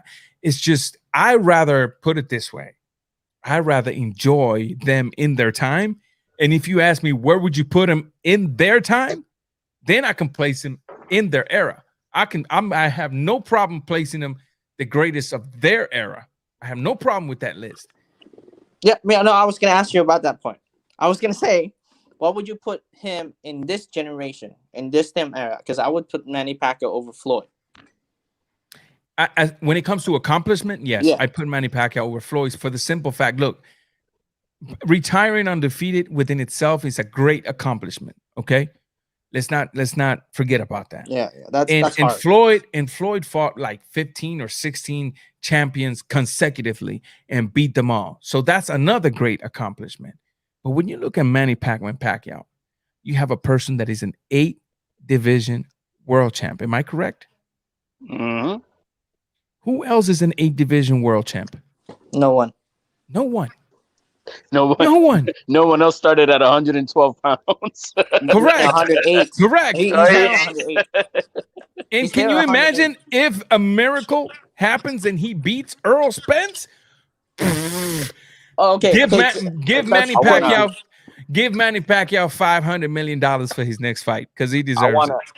I want to help out Transcendent Sports because I heard him and he's going Team Pacquiao, right? Yeah. Let's be nice though. Let's be nice Oh, okay. though. No. All right, bro. No, I'm just a fan. It's just my opinion, man. All right, go ahead. No.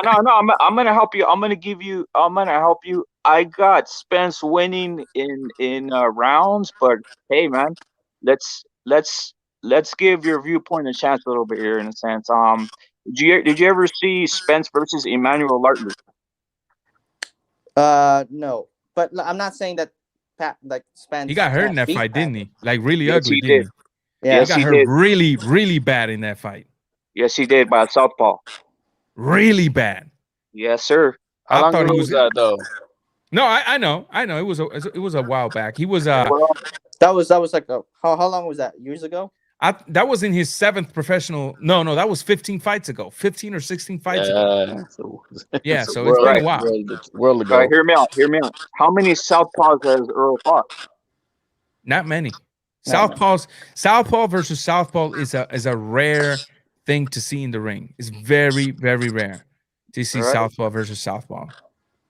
So, Manny Pacquiao, southpaw, right? Mhm. Yes. They don't want that matchup. Obviously, they don't want the southpaw. They've been Mhm. matching Earl anti-southpaw since they saw Emmanuel Lartley hurt him. Correct. What was it the last time he fought face off softball? It was that guy. That's what I'm trying to say here. I Okay. haven't seen Earl fight many southpaws. I know his boxing IQ might have improved and all that, but we also know that matchmaking is matchmaking, right? Yeah, and you have a point on that, but you also remember one thing. We're forgetting something very important here. When you look at Errol Spence's amateur career, he did fought a lot of southpaws there. So the experience is there. Maybe at a professional level, he didn't have a good time when he did face one, but that doesn't mean it's going to translate into the very next one. And his Now- style is unorthodox. It's not like Correct. pure southpaw style. He's Correct. unorthodox. Now, when you look at Manny Pacquiao too, as I said at the beginning of my topic in regards to this fight, we have a Manny Pacquiao that is relentless, throws punches in weird angles, power, constant pressure, super fast, leg movement in and out, lateral angles, pivots, moves in circle, makes you look ridiculous. But against a guy with such a great jab and timing like Errol Spence, with the size Errol Spence is going to have, Pacquiao makes a crucial mistake. His hands at chest level and low, and his chin all up in the air is a crucial mistake. Because I can see Errol Spence already right now as we speak, watching them videos, studying that, and implementing it in camp. I believe that that's going to be a very, very good weapon for him to use. allow Manny to feel comfortable enough to initiate an attack and get yourself ready to expect him to come and meet him at the halfway with a good jab to stop him, boom, and the left hand straight down the pipe, or a looping overhand left. And I think that combination will land all day with a Manny Pacquiao if you catch him midway when he initiates an attack. What did you think about Spence's game plan versus Porter? I thought that with Porter, he underestimated Porter. I think that he saw in Porter just a brawler, and he was going to pick a brawler apart, and he got shocked because he didn't expect. I don't think he expected Sean Porter to be hanging in there with him as much as he did, and it forced him to dig deeper. And I think he had to do some things he didn't really work in camp. And I got to be real with you. I thought the knockdown was the difference in that fight. It looked like it to me too. That's why it's pretty interesting that, I mean, I'm just logically gonna go with Spence because of the age difference. But the more the lead up to the fight, if Spence is thinking this is gonna be like a coronation and this is gonna be like, oh, here I come, I'm a pay-per-view star and all this type of stuff, we don't know, man. Some stuff happens, and Pacquiao, we don't know what he sees in Earl. Oh, I get what you're saying. I get what you're saying. I get what you're saying now. Very interesting. It's a very interesting fight. Very interesting fight, and yeah, I really don't know. I would like to. It's going to be interesting. I would want to know who he's going to spar to emulate Errol Spence, and that will tell us everything about his game plan. Correct. Spence is gonna just weather the storm for the first 5 rounds. Pocket him. And once he gets some in deep waters for the old guy, that's when he's gonna start coming onto him and lay it on him. That's what I see is gonna end up happening. That's my major concern, man. Is his stamina at this age? And it's I get it. Hey, the mountains of the Philippines and eating fish all day and all that. That's great. That makes you. But trust me, age plays a factor. There's, no matter how well you treat your body, if another guy in his 30s is taking care of himself just as well, he is a more durable lion, and that's just a fact. An Correct. interesting scientific. Also remember. Sorry to cut you off. Also remember one thing. When back in the days, when Earl was having these issues, Earl was one of the youngest alcoholics I've ever heard of in the professional boxing business. People don't know that Errol Spence was an alcoholic. People don't know that Errol Spence was super irresponsible with the way he takes care of himself until, I don't want this to sound wrong, but maybe I think that the accident was sort of a blessing for the man. It allowed him to put. You brought up a super interesting point, and that's what I was going to go on the next point with this. It'd be interesting to see if a doctor got the blood work of Spence and they got the blood work of Manny Pacquiao to see what their testosterone level is. If Manny Pacquiao testosterone level is that of a young man still, because there is some people who they tend to lose their testosterone later in life than others. Trust me, it does. Yeah, it would be a very interesting. But you know what I'm saying is there is freaks of nature that they tend to have their testosterone high even in their later ages. Yeah, there's exceptions. Yeah, so if he has his testosterone level, and like you said, Earl with his previous stuff that actually damages testosterone, wow. It'd be interesting to see what the results are on that.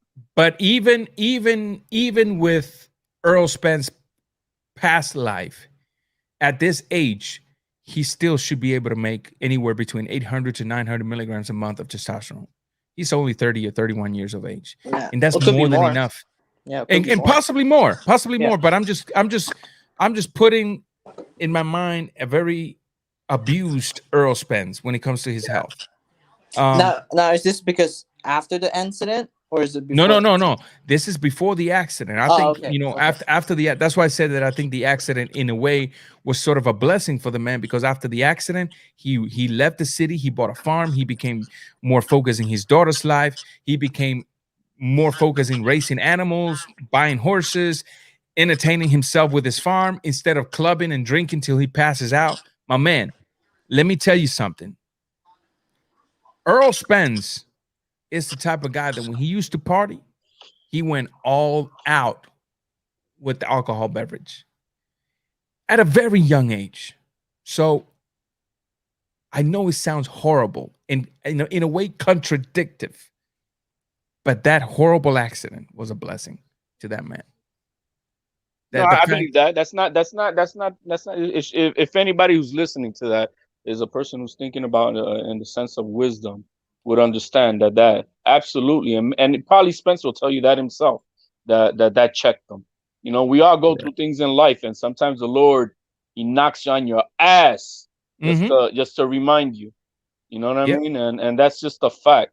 You know, yep. so it's not well, it doesn't sound terrible to me.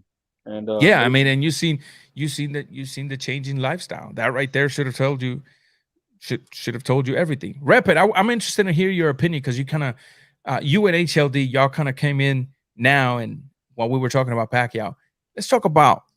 I want to know what Rep it and HLD, starting with what Rep it. Talk to me about Trilogy. Trilogy thoughts. All right, here's my thoughts on the trilogy of Wilder. Um, this is different than I think than many people's opinion. Okay, so I have no gaming, I have no fighter in this game, but I do like America, so I'll be rooting for America in this.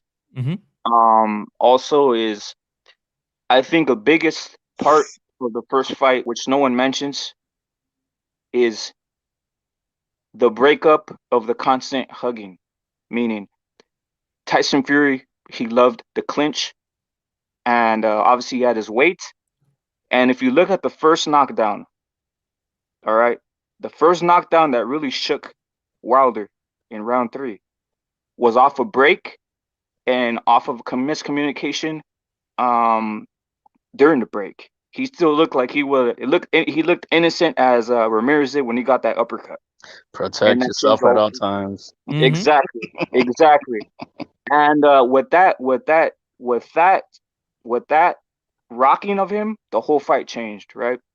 Um, also, another thing, before the fight, I believe in God, and before the fight, it seemed that Wilder was daring God, He and I was was. once he said that he's like a god and that he's all this type of stuff, I was like, oh, Boom. Fury got Done. this guy.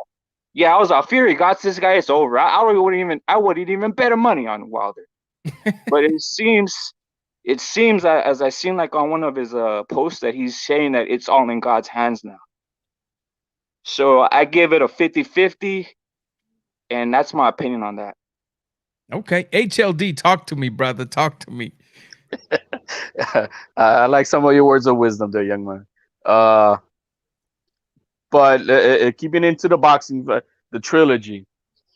It's happening because I wish I could know the official opinion of the arbitrator.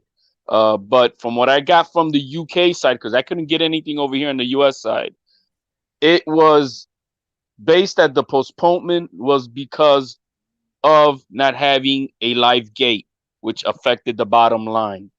And that's the reason why, to my understanding of why Weinstein went and favored Wilder. And so great. I mean, you know, hey, I just like yourself, I don't have a true dog in this fight. I don't think the heavyweight division is something that I am a fan of for about 20 plus years now.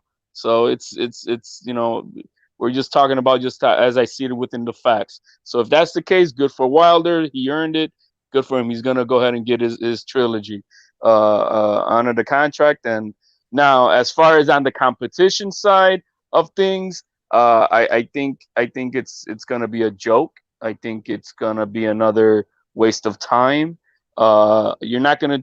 You're not. I don't care what Malik is doing over there. He is not gonna teach this guy It's not like Rocky, man, that you just hire a new trainer. Apollo Creed is not going to teach you how to dance and box in the ring, and then the next fight you're going to kick,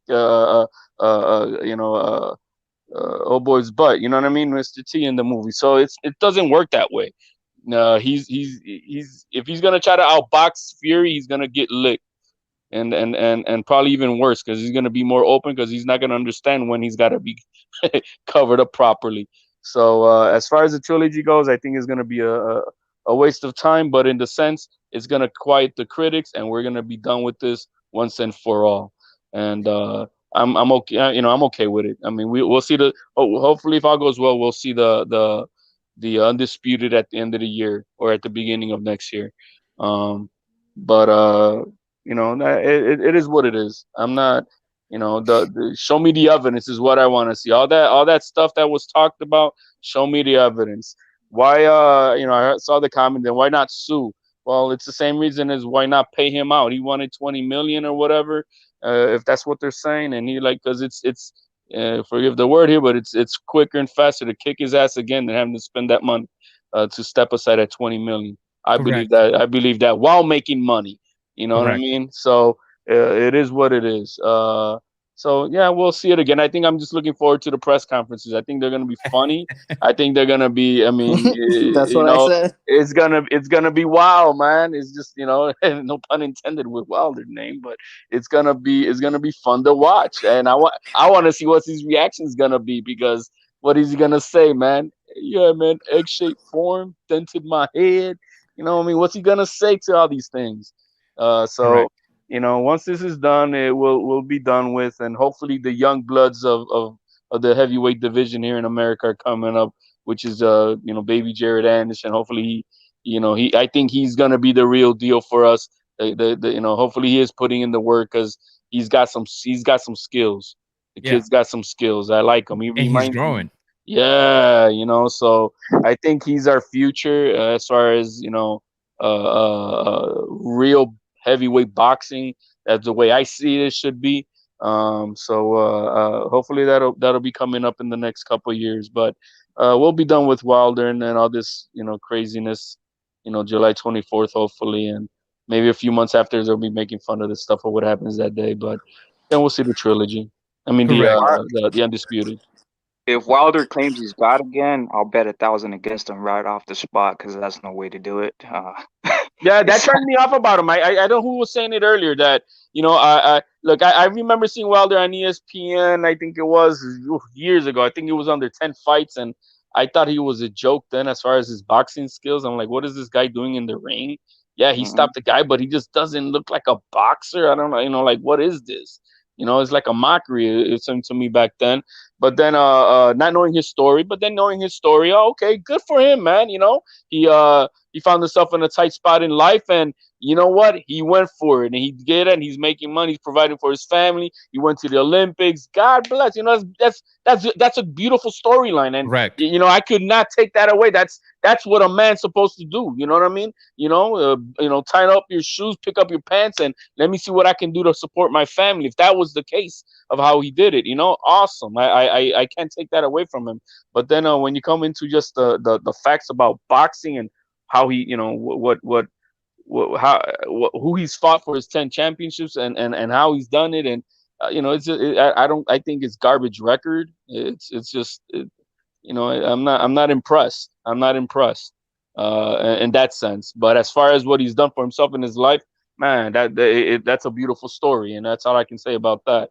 But as far as what he did last year when he started doing all this, crybaby, whatever, trying to be, I don't know, trying to be, I think he took the role of trying to be the Black Panther, like the movie came out, and Correct. and Exactly. and and try to do all this craziness, and the fans bought into it, and they're like so like crazy into it that come on, man, this godlike figure, I'm the king, and all Yeah. the excuses that as a man, I don't care and I don't care what it is. It could be in any other thing in life. A person comes out with that type of crazy stuff, I mean, it's a total turnoff. And so, I mean, hopefully, just we'll be done with this soon, and we'll keep Yeah, it moving. I hear you, man. It kind of threw me off. Wilder to me is a success story. It's the typical American dream, you pull yourself from the bottom and make it to the top. But then he started, he started becoming the fake preacher. You know, the Bible says every time a man robs another man, it didn't quite click in with me. You No, know what I mean? It didn't click in with me, and then Yo King is here. What? My- What? my people. Chillax. And then you coming out taking pictures of this of yourself in this African wardrobe? No. Get out of there. Get out of there. Then Get coming out out of there. coming out looking demonic. That didn't help anything. Correct. So I got to tell you this, man. I got to tell you this. There's always the puncher's chance, and that's something that cannot be denied. And Tyson Fury cannot fully go to sleep on this fight, no matter how confident he feels. But I didn't think it was the right move to take this fight right away. Coming off of surgeries, coming off of this much of a layoff against a guy that has your number, because he fought you coming off of a long layoff with mental illnesses and all that good stuff, out of shape, super fat, and beat you every single round except for the knockdowns. Then he came back on a rematch and knocked you down and took you out of there. And now you want to fight him again after such a long layoff, after surgery, after being ridiculized, and you have to put yourself in front of this man with a microphone in your hands and watch this man make fun of you and tell you all kinds of facts to your face. I don't think it was the right move to take the fight right away. I don't think so. No, he needed a few tune-up fights. You know what I mean? He needed them to gauge himself, to see what he got.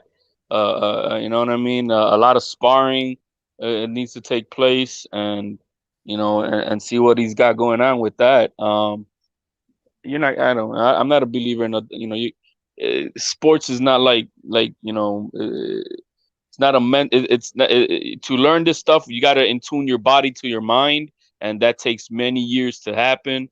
And you're not gonna. That's not gonna happen at his age. He ain't gonna in a matter change. of 1 year, right? You're not. Yeah, You're Malik just not. Scott is not gonna make him a technician in a matter of a year. And look, I've always been pretty. I mean, HLD, you could be a witness to this. I've always been pretty open about the Wilder discussion. My panel's always been open. Right now, I know I got at least 5 people watching in the dark. At least one of them, HLD, is compatriota tuyo. And they take clip bits out of my video, send it to the LDBCs, my panel to the members of the LDBCs, the Wilder Nation. My panel's always been open. Come on in here, because I got this weapon that's used.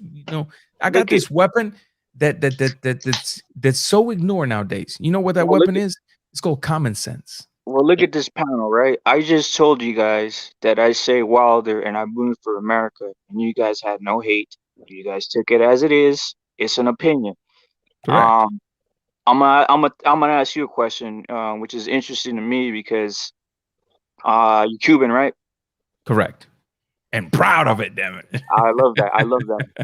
One of my favorite fighters that I've seen who's just like is a freak of nature, man. He moves his feet fast and everything like that, but he's like kind of smothers his punches. Is Frank Sanchez. You think Reynoso is gonna work on not letting him smother, so he can use his power and not smother that punch that he has? I think Reynoso's taking Sanchez away from his foot movement. I think he's making Sanchez sit more in his punches. We haven't seen Sanchez fully adopt the style just yet. Now, I usually don't like to deviate from the subject, but I will answer this real quick. I think Sanchez is still a work in progress. I've been hearing a lot of unfair criticism on the guy.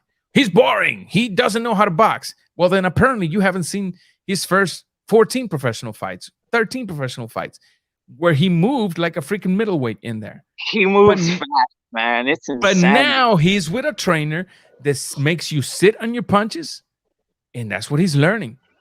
So it's a work in progress. Who knows where he will go? Who knows if it's going to be successful? But Sanchez, I'll tell you what, people don't know this. Sanchez was born in the same block I was. Wow. Yeah, I have an interview with him in the channel. You can go back and the dude is so cool. You know, I opened the panel. He took questions directly from the chat. But I got to tell you this: he's still a work in progress. People give Luis King Kong Ortiz credit, and he deserves the credit. Ortiz was 19 spots under Sanchez in the Cuban national rosters. He was 19 spots under Sanchez. In fact, Sanchez was so good of a technician as a heavyweight that they wouldn't let him leave the island because they rather take the nephew of Savan due to political reasons. And that's when he defected. He said, I can't be better than him and you taking him to represent Cuba because he's the nephew of a legend. So I'm out. So Sanchez is still a work in progress. Is he going to be successful, Eddie Reynoso? I hope so. I think he will be. Is it my favorite style? Not yet. Notice I didn't say hell no. I said not yet. I want to see where it goes. I want to see how much of it does he adopt. And I want to see him in deep waters because I want to see a Sanchez that's able to show people that, yeah, I fight, planted in my foot, but if I have to start moving and flickering the jab and implementing body movements and implementing combinations up and down, pivots, then he can also do it because we've seen him do it. So I hope that answers that question. Matter of fact, we've been staying in touch here, and I might have him back in the show again. He called me actually after his last victory.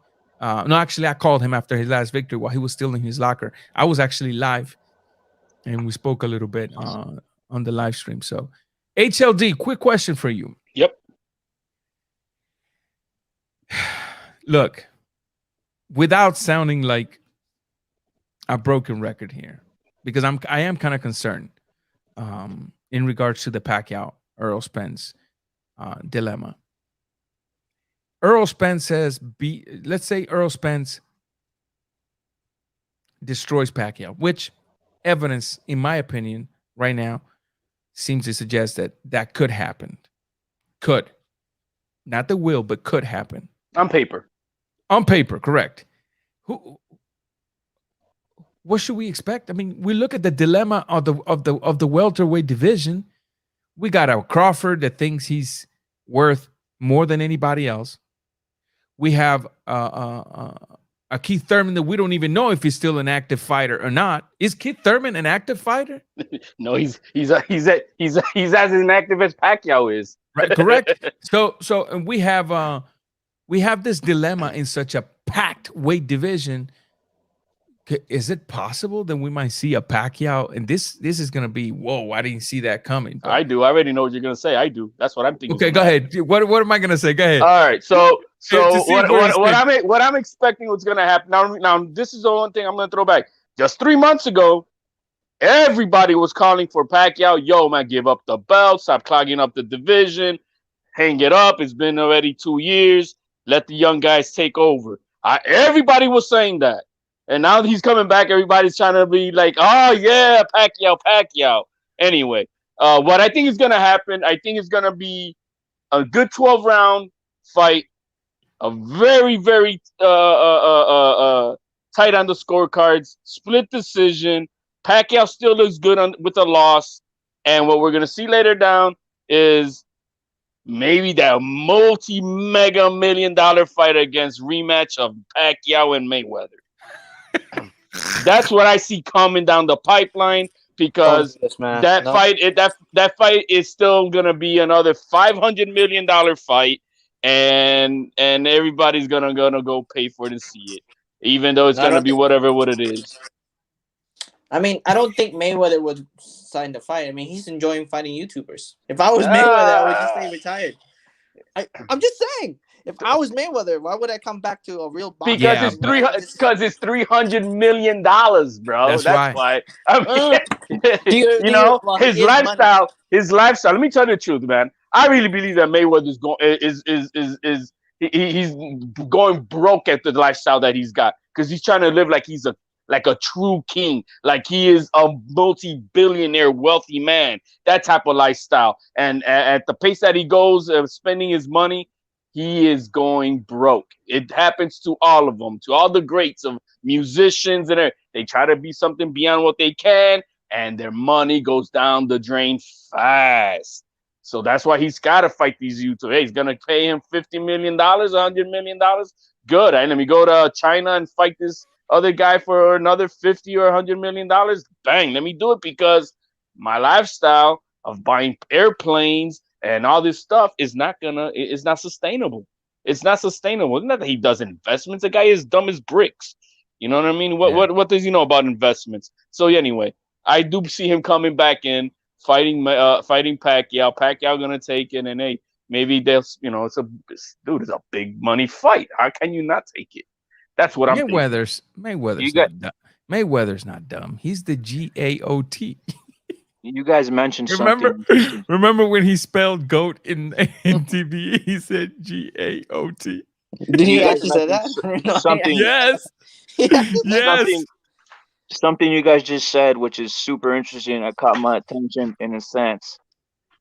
All right, if it's a close fight, I think they give the fight to Pacquiao. That's what I've been saying. That's what I've been saying. I don't think it's a close fight. I was clear when it first started that I said, unless Errol Spence is able to unless Pacquiao is able to put some hurting on Spence, I think Spence takes him to the later rounds and knocks him out. That's what I said. When I say going to the scorecards, I'm not saying that the fight's gonna be close. I'm just saying that on the judges' scorecards, it's gonna be close. Correct. To try to save a legacy's reputation. And so it gives him the opening to still, man, look at Pacquiao. He's still doing it. There it is. You know what I mean? You're fighting YouTubers. You're fighting YouTubers. I'm fighting world champions. And then that'll bring him out. That'll bring him out. How about the pre-fight expectations? What if, as we're right now, we're saying Spence, which is rightful in a sense because of the youth, is gonna run a unanimous decision on Pacquiao, but if Pacquiao is doing decent, maybe these judges go like, wow, he's actually doing half decent, and start getting a little biased, start winding the storyline. Look, anything can happen in the judges' scorecards, but I really don't see I don't see it happening to the point that they're gonna. If he gets his ass beat, which I really think you're gonna see it on his face by the end of the fight. It is what it is. I think you're gonna see it. You're gonna see 42 years old at the end of the 12th round. Yeah. You know what I mean? He's gonna be a valiant effort. I think he's not a dumb boxer at that age. He's gonna know how to box. He's gonna look, Father Time catches up, man. I remember watching. I think who was it? I think it was Duran against. Was it Paciencia that he fought when he was old and he was like 40 also years old? And he got. You know what I mean? You're gonna see that. Yeah, you're gonna see that. You're gonna see like Sugar Ray Leonard against Camacho. You know, that was bad. What was B-Hop's fight when he got knocked out of the ring? With Joe, what's his name? Joe Smith. It was Joe Smith when he went out of the ring, and that was like Joe Smith was like 28. Yeah. Right? Yeah. And B-Hop was, how old was B-Hop when he was last? 50 something. He was 50 something. Yeah. Yeah. B-Hop's a freak of nature. Yeah, but B-Hop never allowed himself to go 5 pounds away from fighting weight, which is what I've been telling people. Yeah, he stays in shape and he still looks good now. You know what I mean? Correct. It's not about how much time you put in the gym. What is fueling your body? Calories in versus calories out. If a fighter's not religious with his nutrition, what are you doing in the game? You just here to collect a few paychecks? That's it. When I see somebody like Danny Garcia, Mikey Garcia, these fighters that fight at 147 pounds, and they are outside of fight shape, weighing 172 pounds. 180 pounds. I'm like, what in the world? How many tacos and chilaquiles are you guys eating? No, they're not dedicated. When they go into training mode, it becomes a fat camp. It's not, you're just there to lose weight. Yeah. You're not there for training. So that's the difference of a full-time dedicated lifestyle fighter versus, like the Garcia Benavides, what I mean? They turn in, or even Tank, they Correct. turn into slobs, man. And Yeah. what the hell, bro? You're supposed to be representing your But division, and this is, and the lifestyle of boxing, and you look like you're going around with this dad body, I mean, Yeah. yeah, I it kind take of it back. reminds me of one person. I don't think Danny Garcia eats chilaquiles. I think he eats pateles. You know Tembleque. what? It kind of Eat reminds me of one tembleque. person. Reminds me, that one person who always like is out of shape before every training camp. Huh? It's Ricky Hatton. Oh yeah, yeah. Yeah, And that's remember another how one Ricky too. Hatton was so freaking huge when he fought like Mayweather when he fought Pacquiao? He gets really, really huge, right? Then he used the training camp as to get, to be in shape Yeah, again. it's a fat camp, like HLD said. Yeah, yeah, So there's a difference when you can dedicate 8 weeks to your craft against a guy that dedicates 4 weeks to his craft and 4 weeks to making weight.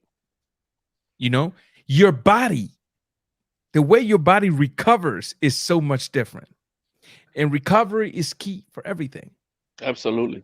Recovery is key for everything. When your body recovers out of fat loss, it takes a lot longer than when your body recovers from a well-balanced diet, a well-balanced intake and burn of calories, from a very light work, because right now all you're doing is sharpening your boxing skills. You're not killing yourself to lose 5 pounds.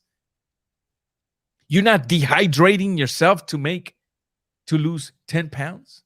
Right. The difference in those two bodies is night and day. So if you're a young fighter watching, I hope you take notes. Yeah, I know that the cheeseburgers is good, especially if they got grease dripping from them. But you got to stay away from them. I know that the pizzas are so damn good, especially if you throw some pepperoni and stuff, although I don't eat pork or nothing like that. But you got to stay away from it. I know for a fact that when you go to a steakhouse, you want that steak rare with the fat hanging on it. Stay away from it as much as you can. Because nutrition, I say, is about 50% of your success. I really do believe nutrition is 50% of your success. Hey, Your Ranger, body. Go ahead, man. one thing I wanted to touch on, and you see it everywhere, and how everybody now is, going back to the Tyson Fury and Wilder thing, and you see how everybody now is turning on Fury. Oh, he's a liar, and that he never was planning to fight AJ, and he was clout chasing, and blah blah blah, and all this stuff, and they lied to Eddie Hearn, and Eddie Hearn is not like a victim, and I got a problem with that, because look, Eddie Hearn knew from the beginning that they were in arbitration. And I'm a person of accountability. He knew this, and I've been using the analogy of, hey man, you can't start planning a wedding knowing that your bride was still married and hasn't been divorced. Her divorce is not final yet. You know what I mean? You're not gonna wait to then go up to the altar then to find out, oh, she doesn't have a license to marry you because she's still married. You know what I mean? And that's what happened here. He got greedy. He knew what was going on. Oh, that they didn't tell him the truth about what was going on in arbitration. Look, man, he's not a dumb guy. He's a vet in the game. He knows what arbitration is. He knows what it was about. And so what drove him going into it? He saw a good deal he couldn't refuse, and it was greed. It's a lot of money going on here, and let me keep it going. Let me try to see if I can make this fight happen, and let's force it through. You know what I mean? And so, yeah, there was Bob Arum, and they're maybe somewhat manipulative in the game. Well, hey, everybody knows how Bob Arum is. Everybody know he's not a man of high integrity. Look what he did to Teofimo when he told everybody behind the scenes, don't put a bid on his own fighters fight. You know what I mean? Correct. This he's not a man of integrity. So I mean, I just hate that now they're trying to turn on Fury all over, and when it's, look, man, Eddie Hearn knew what was going on. He knew they were in arbitration. He needed to have waited till that was final and done before he started trying to make this fight happen. And he took a gamble, and he lost. That's all to it. But everybody now trying to say that they're trying to play us, and they played. Hey, look, they played with your heart that you wanted to see the Undisputed. I'm sorry they broke your heart that you couldn't see the Undisputed right now, but Correct. you don't get everything you want in life, and I Correct. mean, and these people on both sides knew what they were getting into. Eddie Hearn shouldn't have got into. Had he not got into the contract talks, we would not be talking about AJ and Tyson right now, and we would have been just talking about, oh, they're gonna have to fight July 24th because the arbitrator said so, and that was it. Correct. I think that I got a lot of mixed emotions in this subject because I'm kind of like down the same line you are. However, I thought, let's see here, transcend this board. Hey, bro, sorry, my phone is acting up. Salute, brother. Ranger, see you later. All right, man. Take care, Transcendent. Thank you for being here today. And let's hope for the best. Let's hope your boy pulls the miracle. I'm down the same or similar line as you are. I think that he also saw the money in the Middle East, and I think that maybe with a little help of Bob Arum's lies, he possibly saw a little light at the end of the tunnel.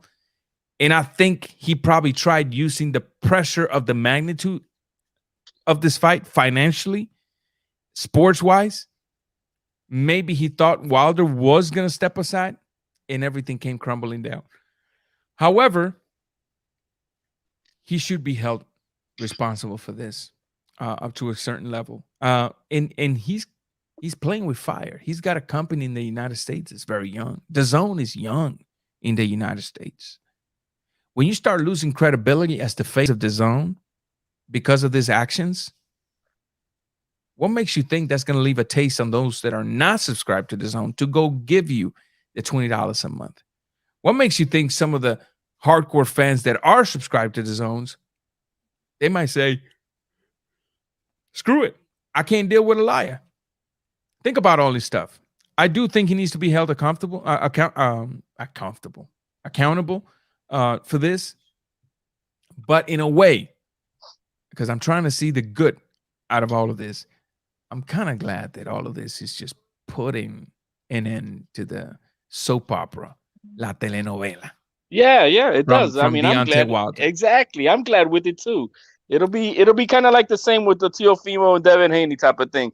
Look, if Teofimo at the end of the year has an opportunity to, that they bring out, you know what, your next fight could be with Taylor for Undisputed, or fight Devin Haney. I mean, going for Undisputed at 140, I think is the path to go.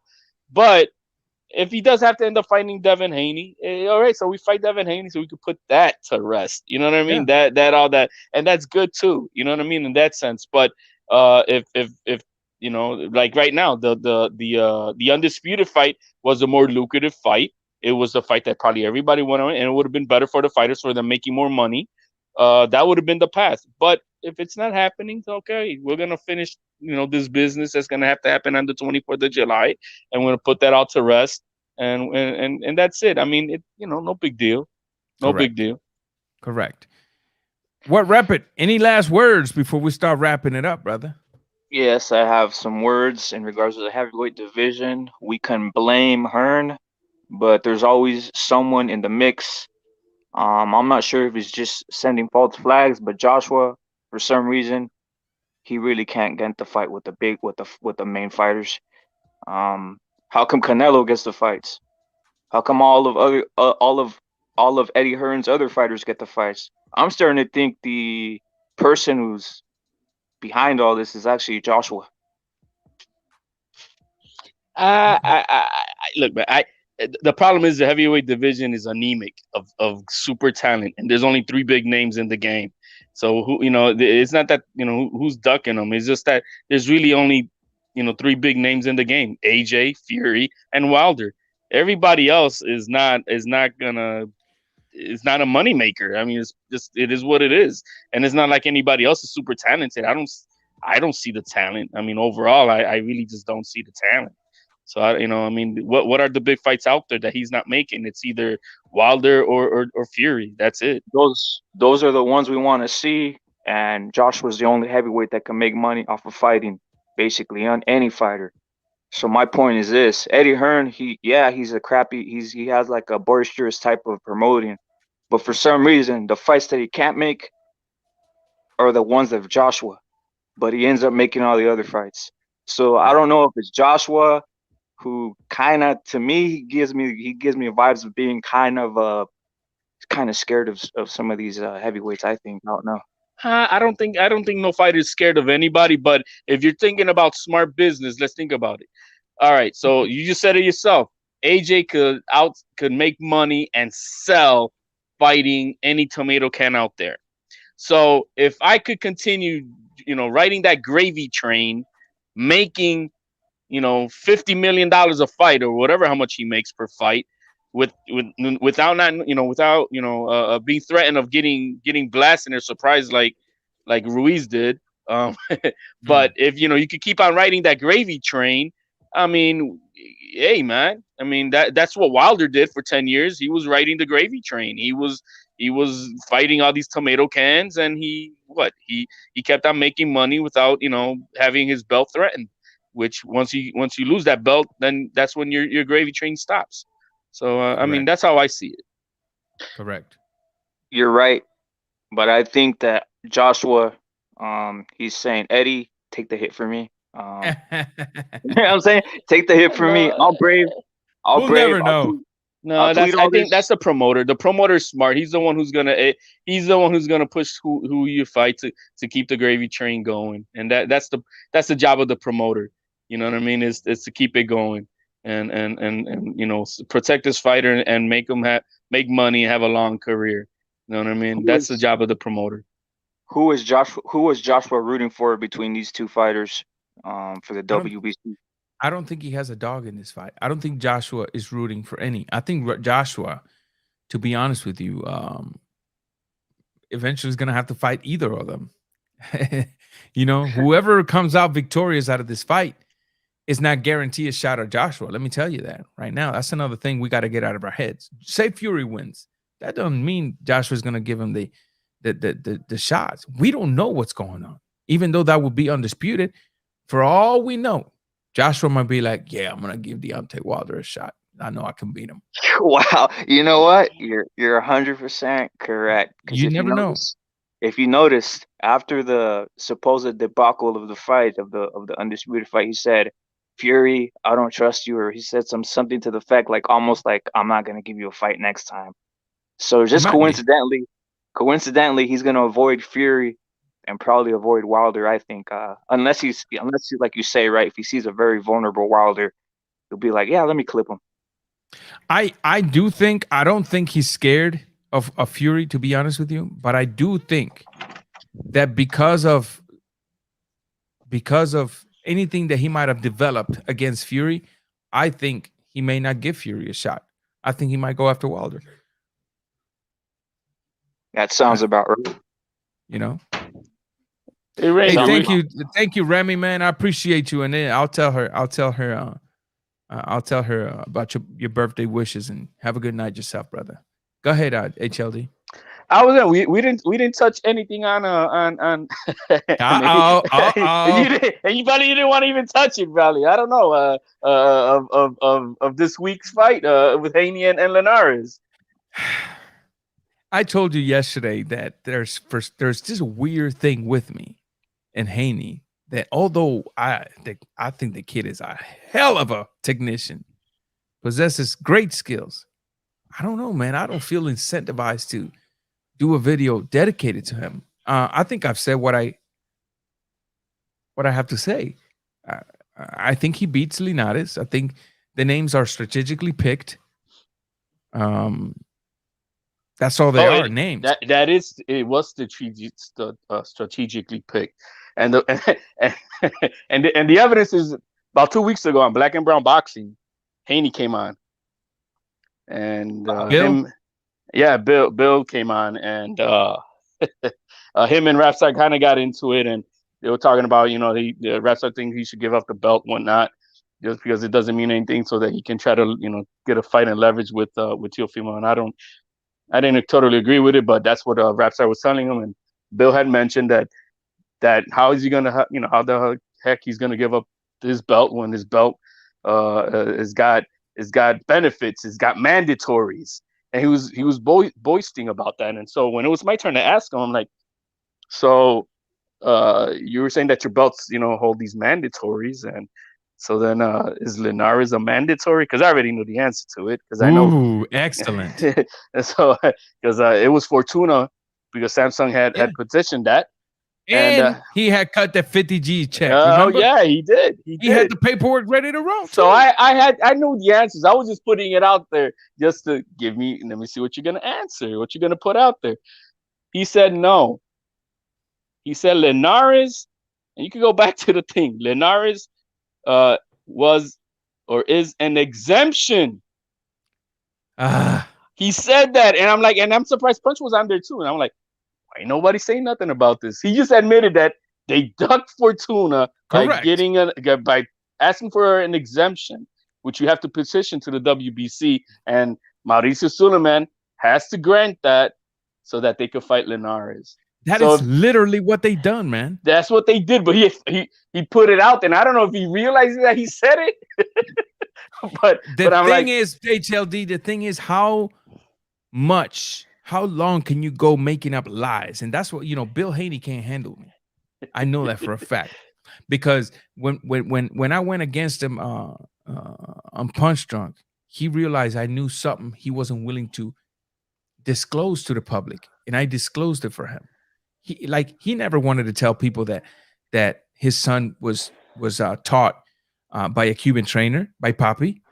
He always wanted to keep that in secret.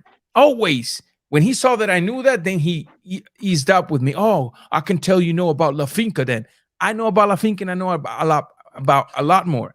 Just like I know that you didn't fight Lomachenko just because you didn't petition him. Because the WBC was very clear. We're not willing to abuse the mandatory status. However, you do have an option to petition Lomachenko, and we will give him to you. And he didn't. They chose not to fight Lomachenko. When we started with the back and forward and uncovering his lies, that was all she wrote. Well, that's what I'm saying. You see how the trickery that was done. So Mauricio,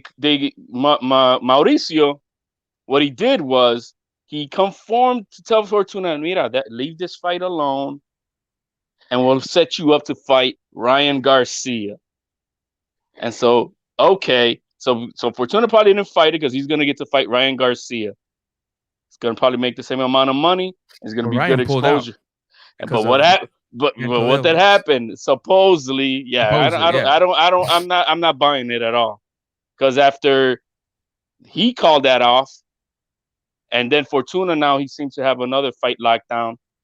That's when I'm back at the gym. 2 weeks later, after he's back at the gym. I'm gonna say something that no one's saying. And I don't know why it's not being said, but I'm just gonna say from looking at Haney, that 135 division, he has no body fat around his head.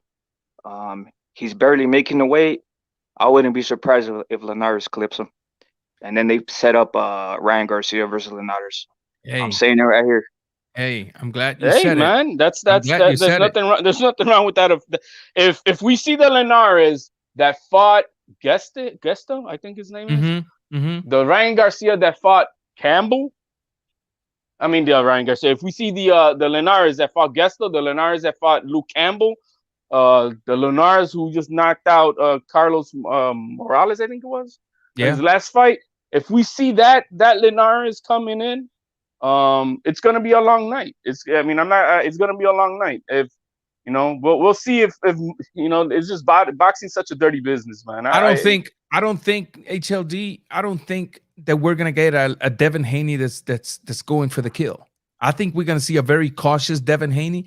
I think the fight. Look, I'd rather you just get a Game Boy ready, get your PlayStation ready, and keep the fight in a separate TV so you can glimpse at it from time to time. This is not going to be an entertaining fight for the simple fact that you're going to have a fighter in Linares who will be willing to open up, and you're going to have a very defensive-minded Devin Haney who also, for what the evidence suggests on paper, lacks power, right?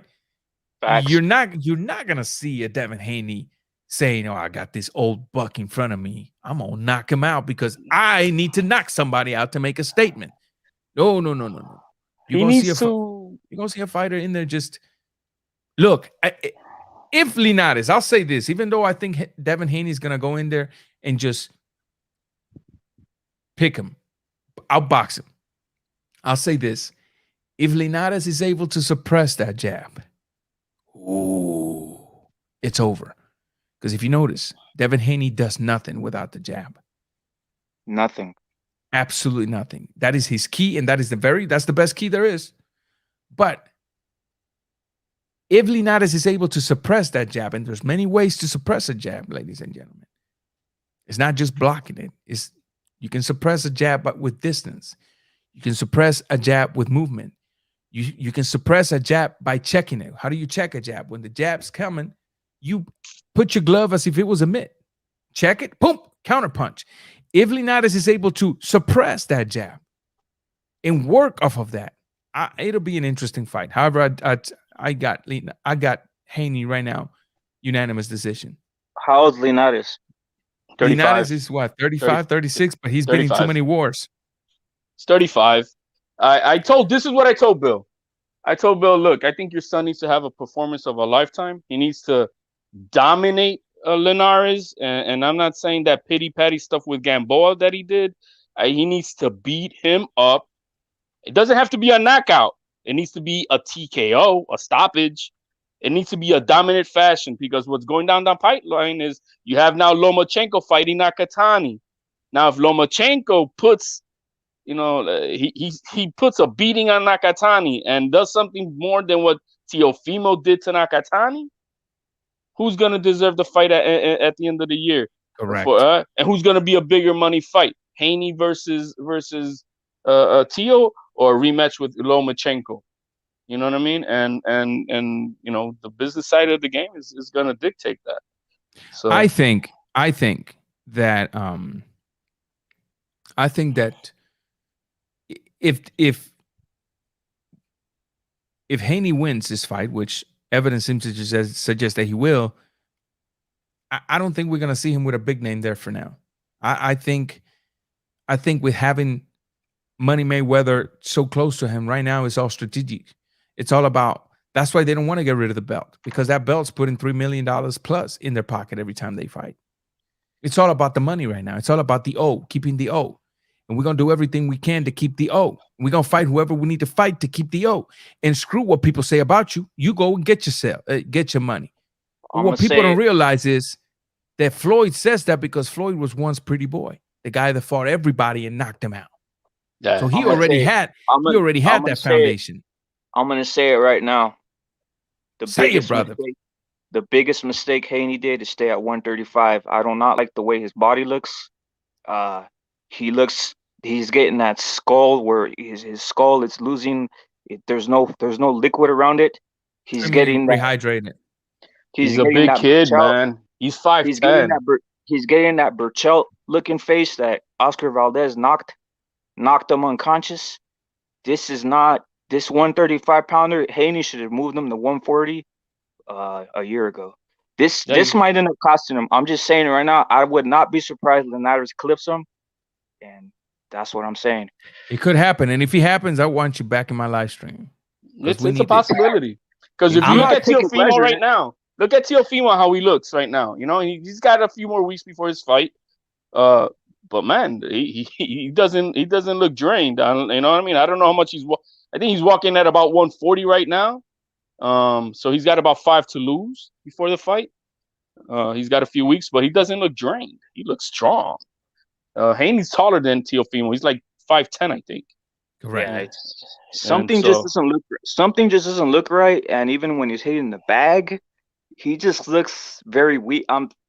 We know he has soft hands in the first place, but he just looks, something's off, man.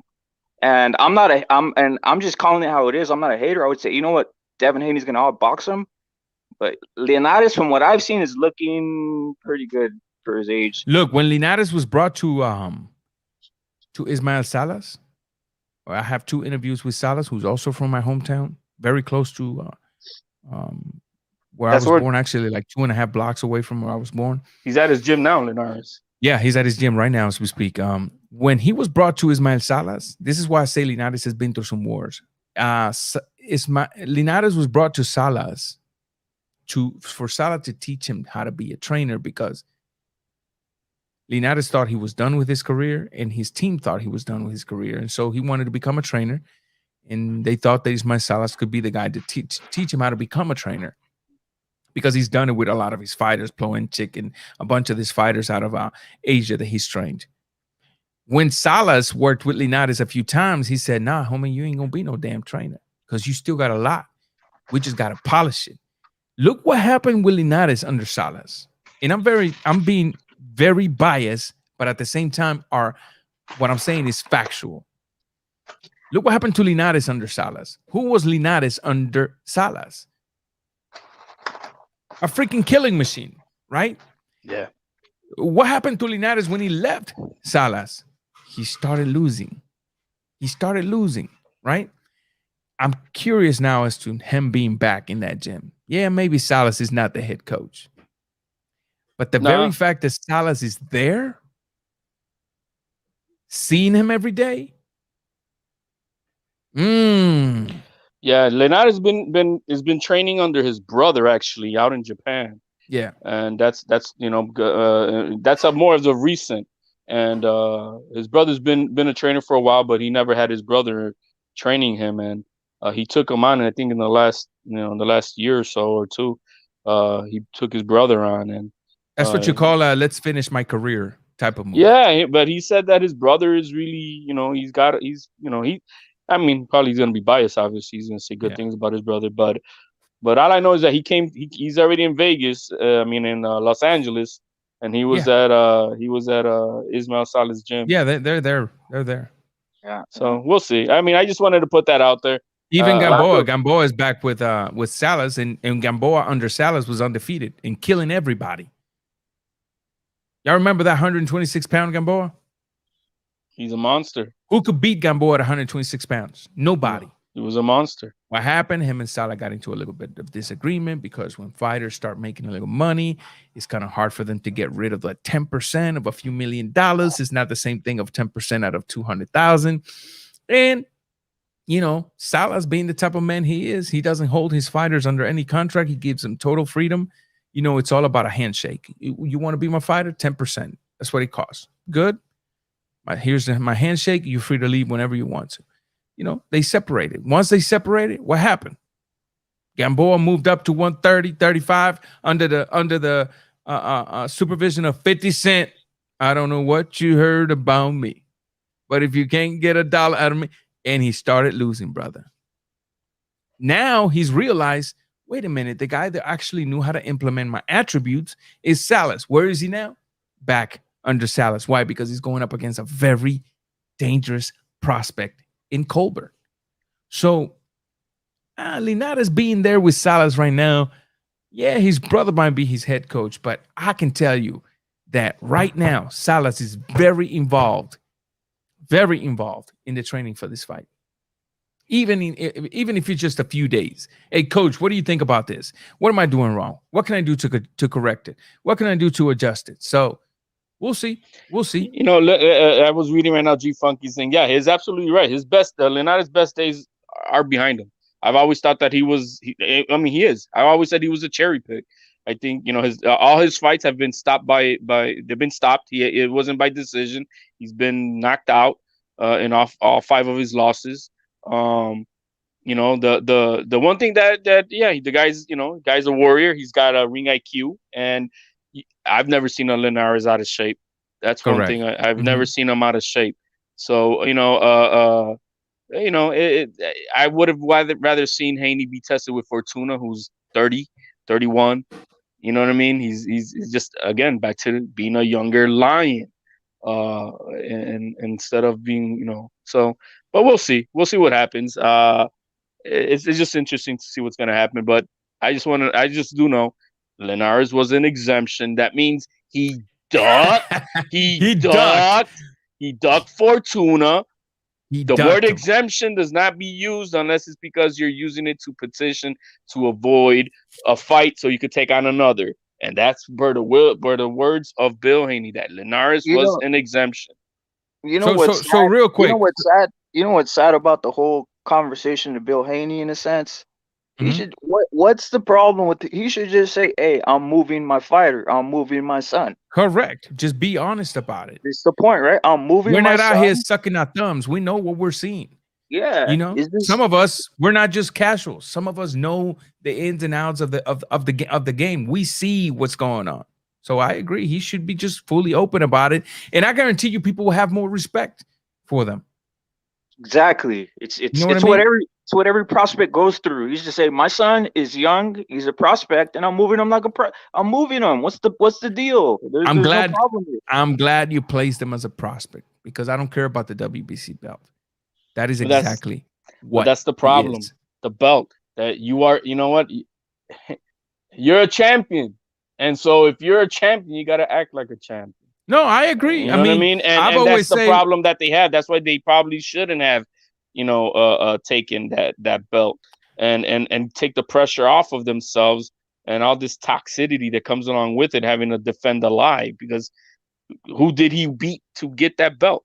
correct. And No, I've always nobody. said once you get a belt around your waist, the witness protection program is over. But they're trying to make people think that this guy is a champ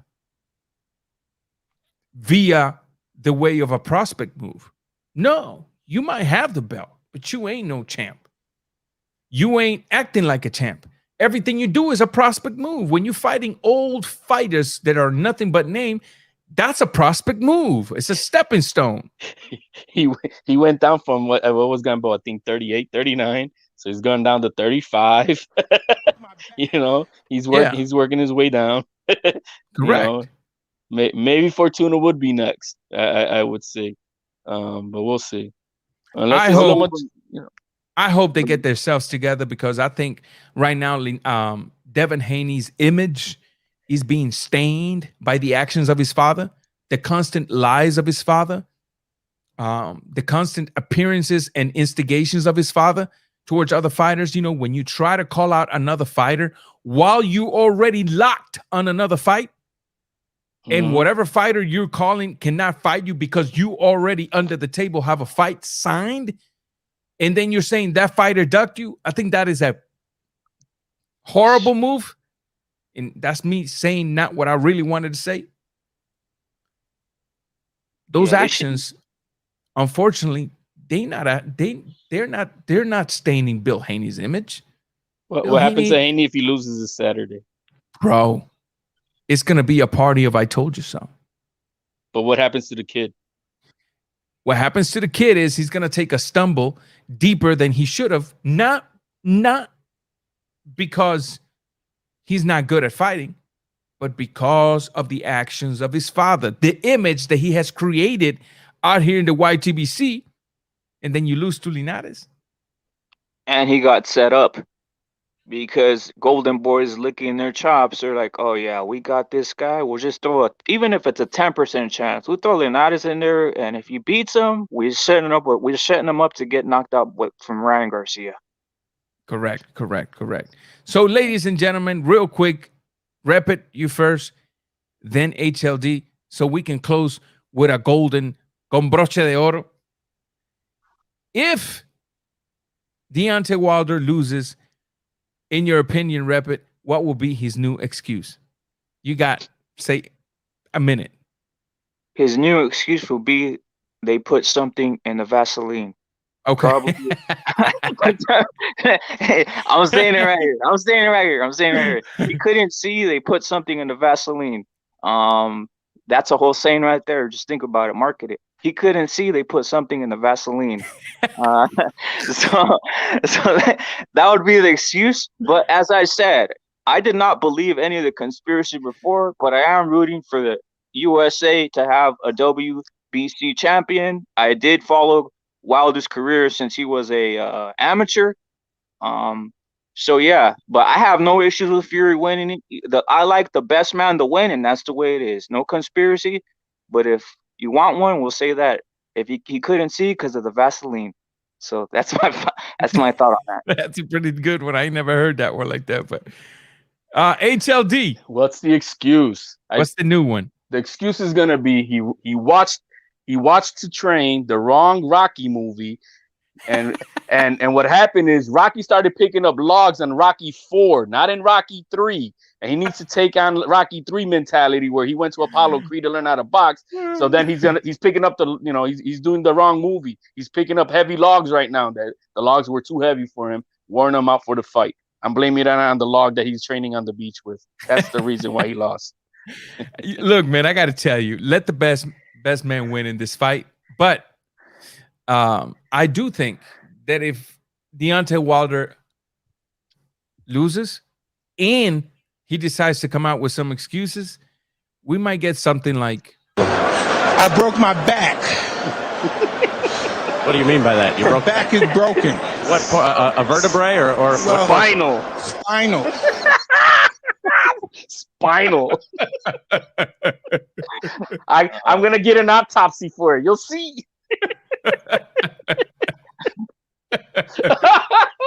That's that was funny as heck. I got to tell you, man. I got to tell you, we have to add a little bit of humor to this dilemma when it comes to Wilder and Fury, because for a year and a half, they created a race war. They created a bunch of accusations. They too much negativity surrounding this fight. So, You know what's horrible? What's horrible is that if Fury is watching, he's like, you know what? I'm gonna go get the Vaseline before the fight and put some lemon juice in there. Put some lemon juice in there. So right when the fourth round, when he's putting on his face, he'll be on blind and take him out of commission. But man, it's crazy. It's crazy stuff, man. Crazy stuff. Ladies and gentlemen, boys and girls, for those of you that stuck with me from the beginning tonight's live stream, I want to appreciate you.